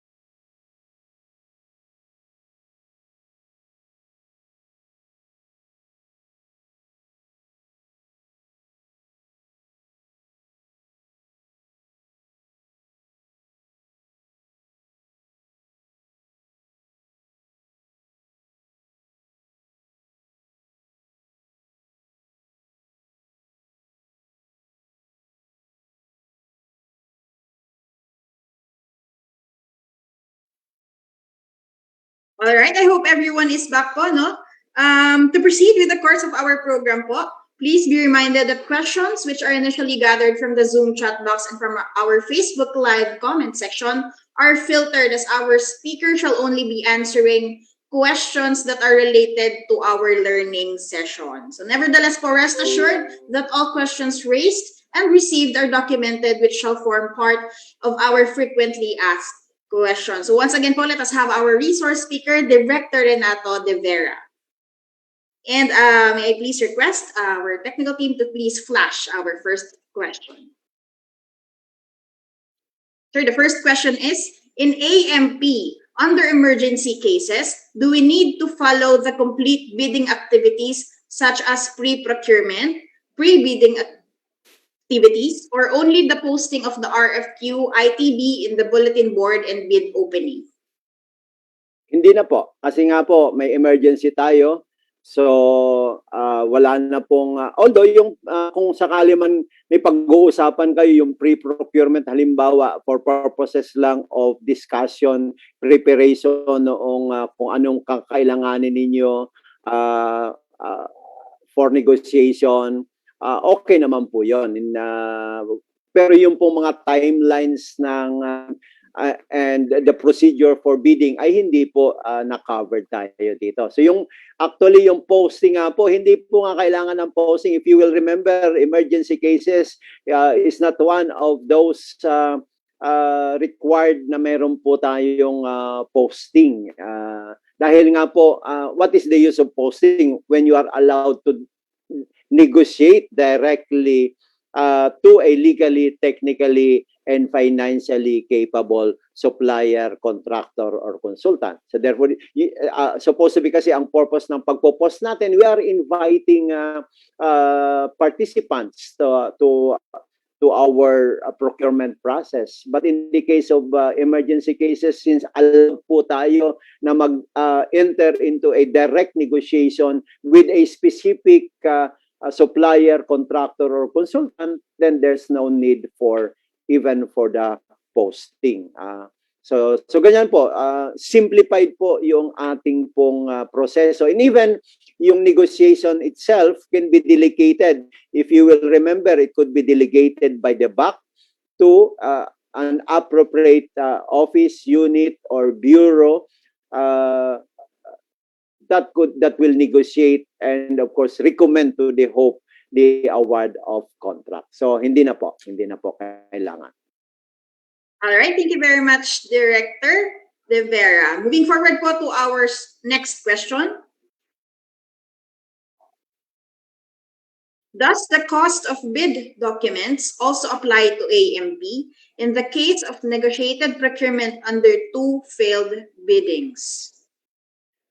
Kung kayo po ang magde-decide po kayo sa two failed bidding, ay magpe-prepare po din tayo ng bidding documents. Yes, it will apply po yung ating pong resolution ng GPPB setting the maximum amount for the bidding documents. So maaari pong mag-apply yung rate natin po doon. Okay po, sa two failed bidding. Kasi nga po, pagdating sa negotiated procurement two failed bidding, meron po siyang semblance ng public bidding. And at the same time also, you still prepare the bidding documents. All right, moving forward to our next question. If supplier has no PhilJEPS registration, can we still award through Canvas?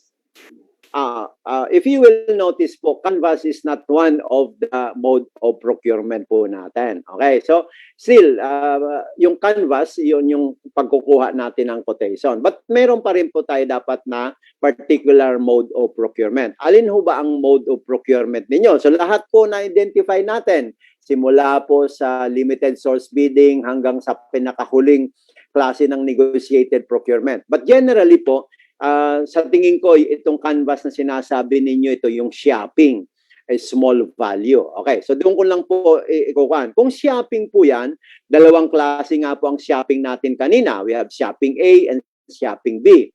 Doon po sa shopping A, yung unforeseen contingency requiring immediate purchase, hindi po required doon yung PhilJEPS registration. Okay? So therefore, makakapag-award po kayo kahit wala mong PhilJEPS registration.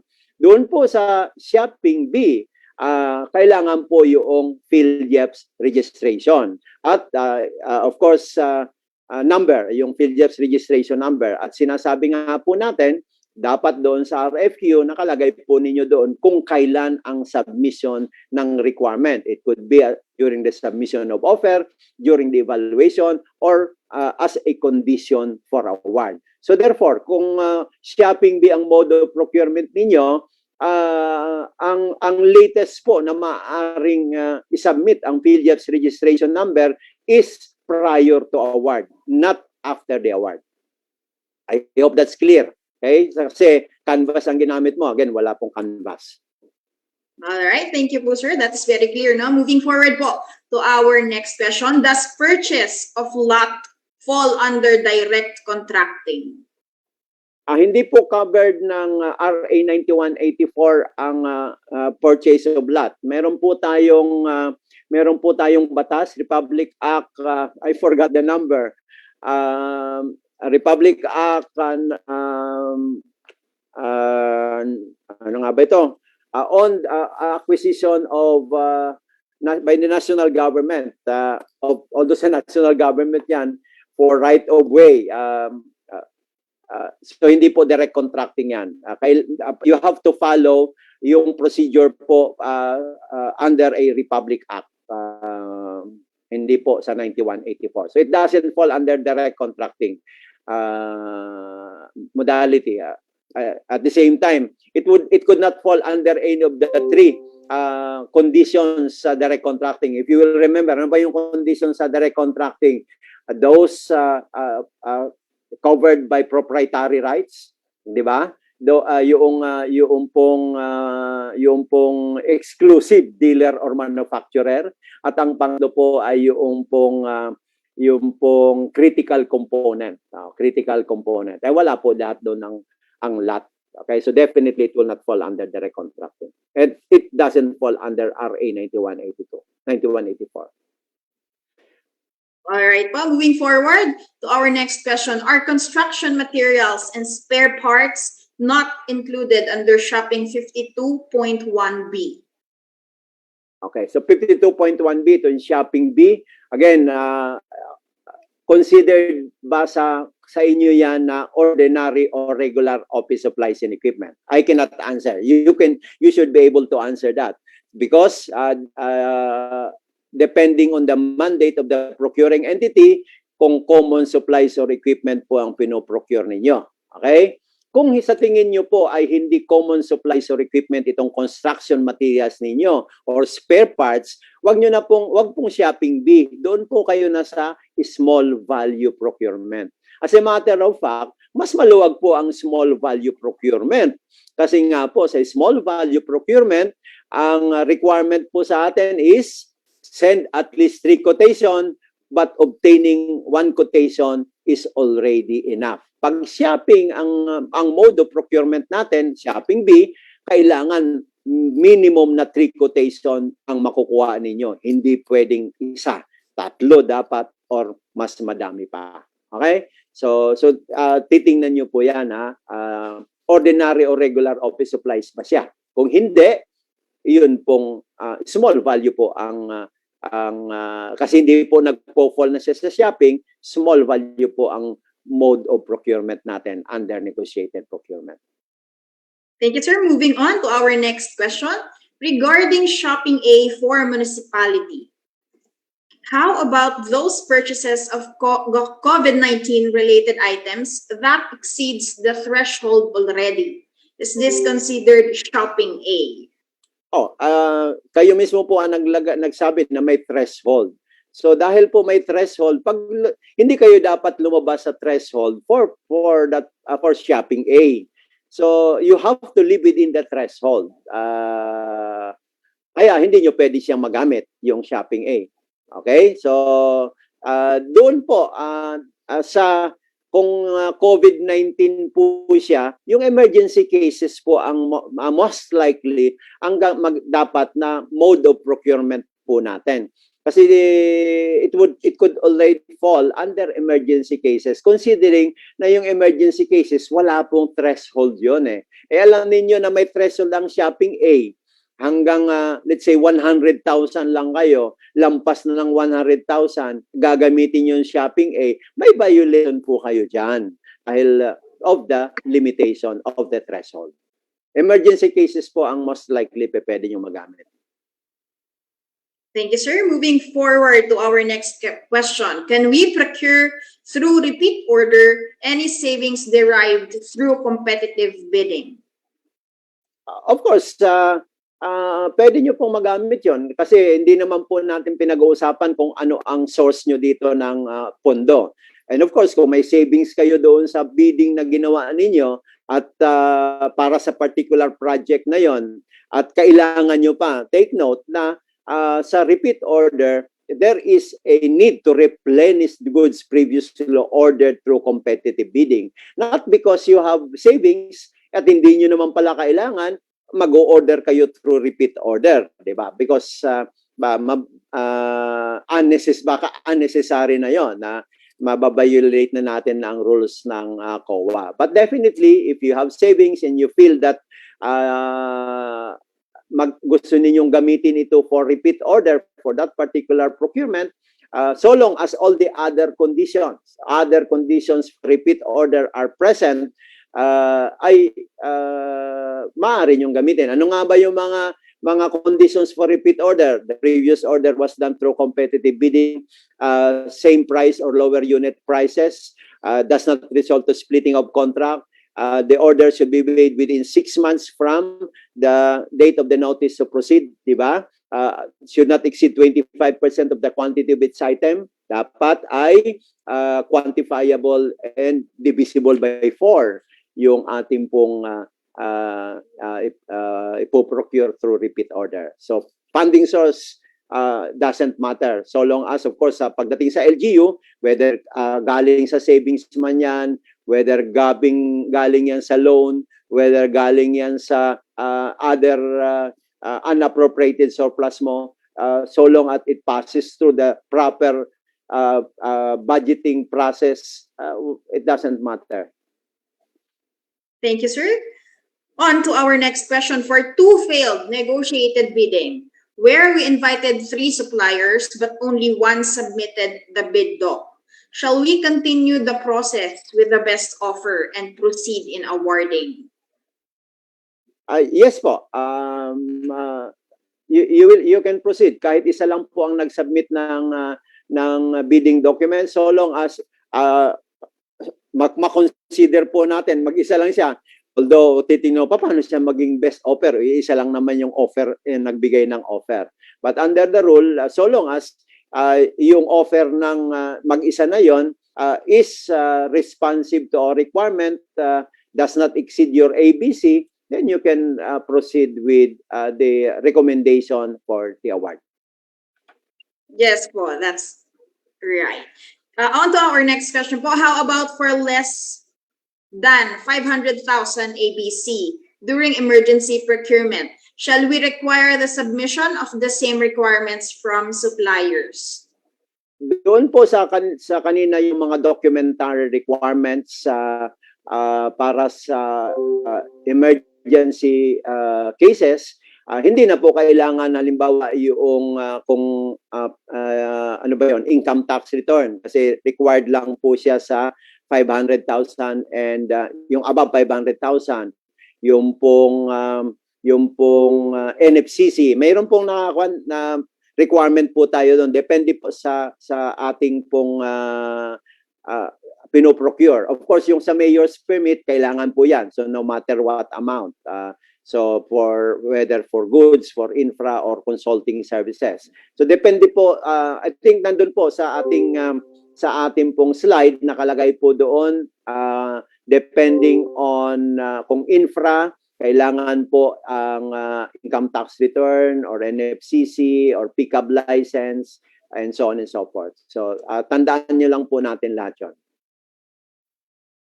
Next question. Please enlighten us on what is the difference of the declared state of public health emergency and state of calamity. Since we are still under state of calamity, can we use negotiated procurement emergency cases as our alternative mode of procurement? Ang nangyari po sa pagkakaintindi ko po, yung state of public health emergency, it was declared because of COVID-19, but immediately it was followed by a declaration of national state of calamity.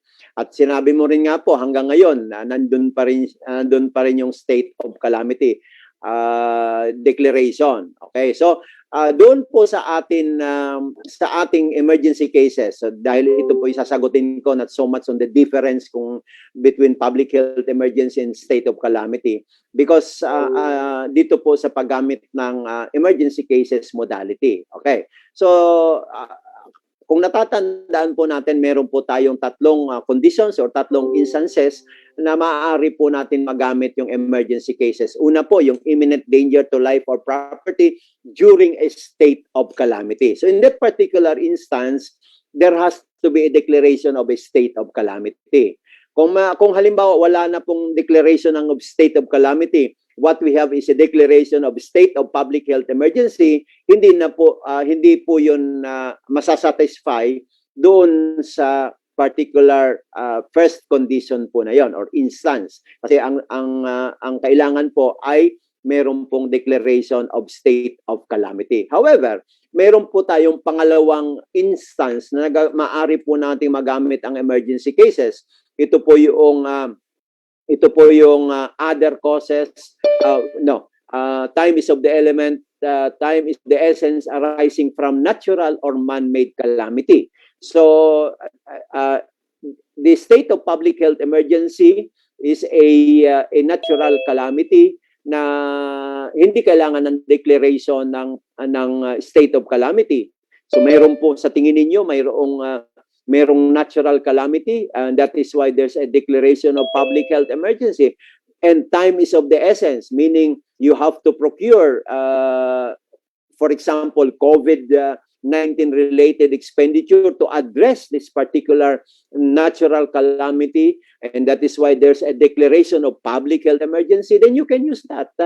Hindi po yung state of calamity na ngayon ang titingnan natin. Yung pong natural or man-made calamity, and time is of the essence para mag-action po tayo, which is to procure the necessary COVID-19 related na equipment. So maaari po natin magamit yun. Okay? Or of course, there's the other pangatlong condition or instance na maaari po na natin magamit, yung other causes where immediate action is necessary to prevent damage to or loss of life or property, and so on and so forth. So yan po. So kung titingnan po natin, malawak po ang inyo pong avenue ng pagpipilian. Hindi lamang po kayo limited sa declaration ng state of calamity.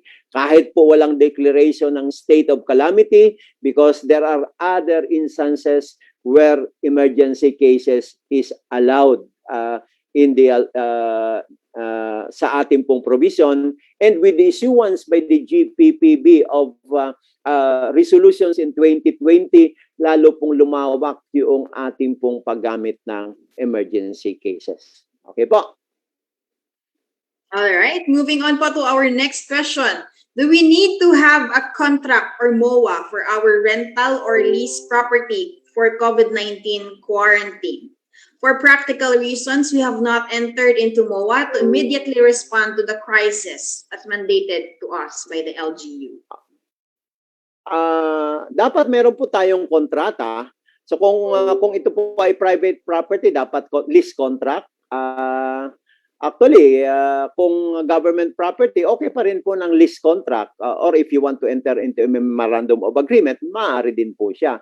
Pero kailangan po meron tayong pangahawakan na kontrata or agreement kung government. Kasi po, di ho ba, there's a contractual arrangement that you have done. So immediate response to the crisis doesn't necessarily mean that hindi ka na mag-enter into a contract. Pwede naman kasi yung mayroon kayong verbal agreement. Then, kailangan po sa atin na i-document na yung verbal agreement kung aliman ganun po ang nangyari because you want to immediately respond to the crisis, you enter into a verbal agreement. In the meantime, it's nagkausap, then pwede naman pong sundan na ng kontrata. So, otherwise po, wala po tayong panghahawakan na dokumento para to prove na meron po kayong obligasyon or kontrata with so much amount to a particular lessor. Di ho ba? Yes po. And sabi nga po nila, sir, no, it is always better in paper. So moving on po to our next question. Is construction of pathwalk be procured through community participation? Kung ito po ay sa tingin ninyo, again, I invite you to read the manual on community participation. Pero from your question, pathwalk ito sa isang community halimbawa at gagawin halimbawa to help a particular community and ma-justify po natin yung project sustainability ng pathwalk dahil mayroon po siyang social objective. Titingnan niyo po kasi sa lahat ng bagay na yon. Kung papasok po doon at ipapagawa po natin yung pathwalk sa mga doon po sa mga sa locality mismo na yon, sa community na yon. It could be an association, an NGO, a grouping ng mga tao doon, done through probably yung pong tinatawag na bayanihan. It could fall under community participation. At ito nga po yung sinasabi ko sa inyo na yung threshold po natin in the case municipality sa community participation, the pathwalk would fall under infra, a simple infra, di ba? Pathwalk, it could fall under simple infra hanggang 750,000. Di ho ba? Ay pagdating sa, although pwede mo nyo namang gamitin yung small value, kaya lang yung small value, mas maliit ang threshold nyo. Hanggang mga 200,000 lang yata ang threshold natin pagdating sa small value sa infra. Pero sa community participation, mas malaki ang threshold. So you can explore that possibility. And of course, doon sa community participation, tulad din noong sa Pacquiao system natin, na if you remember the Pacquiao contracting system sa by administration, di ba allowed tayo hanggang 500,000 yung mga Pacquiao labor group. The same idea ay maaari yung may mga Pacquiao labor contract Pacquiao contract group ang magpa-participate diyan, pero kung sa Pacquiao contract hanggang 500,000, I think pagdating sa I'm citing only the municipality because alam kong participants natin municipality, iba-iba po, mas mataas ang threshold sa province, sa city, ganon, up to 2 million pa nga yata sa province eh. For let's assume sa municipality, so 750,000, even higher than Pacquiao contracting system. Okay, so kaya nga po I invite you to read the manual on community participation so that you have a wider choice as to the possible alternative method of procurement. Lalong-lalo na sa community na gusto natin tulungan na magkaroon ng mga trabaho. Ngayong pandemic, walang mga trabaho. O yan, bibigyan natin sila ng trabaho.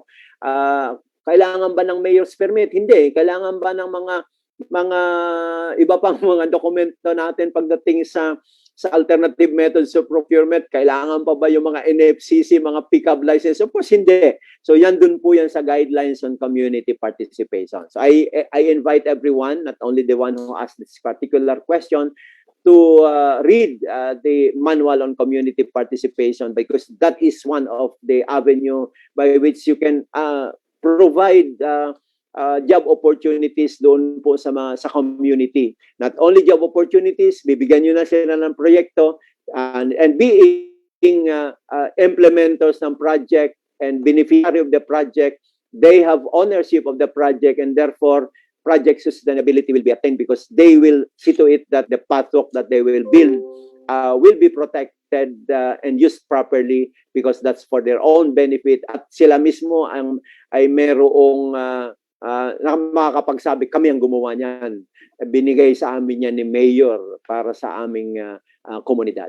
Okay po, sige. Maganda po yung tanong ninyo para po. And to add lang din po, sir, no, the existing Yes, procedures and manual po on community participation is still on the works po, no? We are still updating the manual and guidelines on community participation. So please do watch out for our future issuances regarding that. So moving forward po to our next question, is there a prescribed threshold to be observed under the adjacent or contiguous?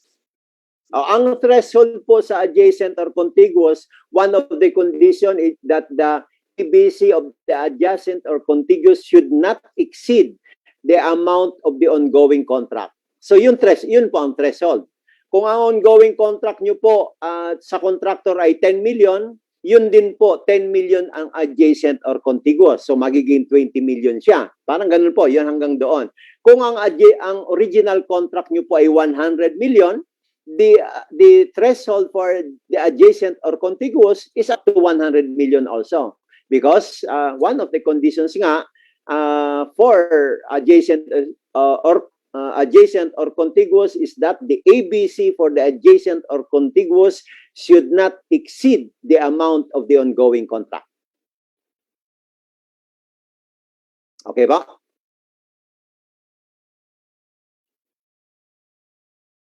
Are we still on? Monique? Am I still Yes, on? sir. Okay. My apologies, sir, no? I believe po that was our last question. Just to keep up with the course of our program kasi medyo lunchtime na po, ano, on my clock. So, if you have any more question po sa ating pong mga participants, you may still ask them out by visiting slido.com. All you have to do is just type in the event code #governmentprocurementph, to which the GPPBTSO will answer through one issuance or through FAQ. So at this point po, we'd like to thank again our resource speaker, Director Renato De Vera, for all the time accepting po our invitation and for profoundly answering all the questions raised by our participants. So now, before we proceed po to the final reminders, allow me to provide a recap or bird's eye view po of our today's learning session. So today po, we had an entire session on alternative methods of procurement, where we had an extensive discussion on the various alternative methods which may be utilized in government undertakings and its appropriate use based on the prescribed conditions, procedures, and documentary requirements. All right, so for the final important reminders, again, we would like to remind the participants to please accomplish the participants' daily attendance form day 4 by visiting the link provided in the chat box, as this shall likewise be considered for the issuance of your certificates. Rest assured that all of the information gathered for this online training shall be treated with utmost confidentiality consistent with the provisions of the Data Privacy Act. And for our early bird winners po and knowledge check winners, again, kindly check your respective emails or chat box and kindly respond po with the details needed. Finally, for tomorrow, the 5th and final day of our week-long virtual event, please be reminded that the program shall start at exactly 8 a.m. And I would like to request everyone po again to log in at least 10 minutes before the program so that we can start on time. Also, please be advised that we shall again be using the Zoom platform, which credentials are provided by the event secretariat. For concerns and other matters relative to our program, you may directly coordinate with Ms. Jocelyn Bislig and Mr. Marky Duetes or any of our GPP BTSO event secretariat. Finally po, may we request everyone to please switch on their cameras to commemorate po this learning session with our resource speaker, Director Renato De Vera. We shall be having again po 3 shots. All right, I will be quickly browsing through my screen to see kung lahat po tayo ay open na po ang cameras. All right, for our first shot po. Ready, 1, 2, and 3.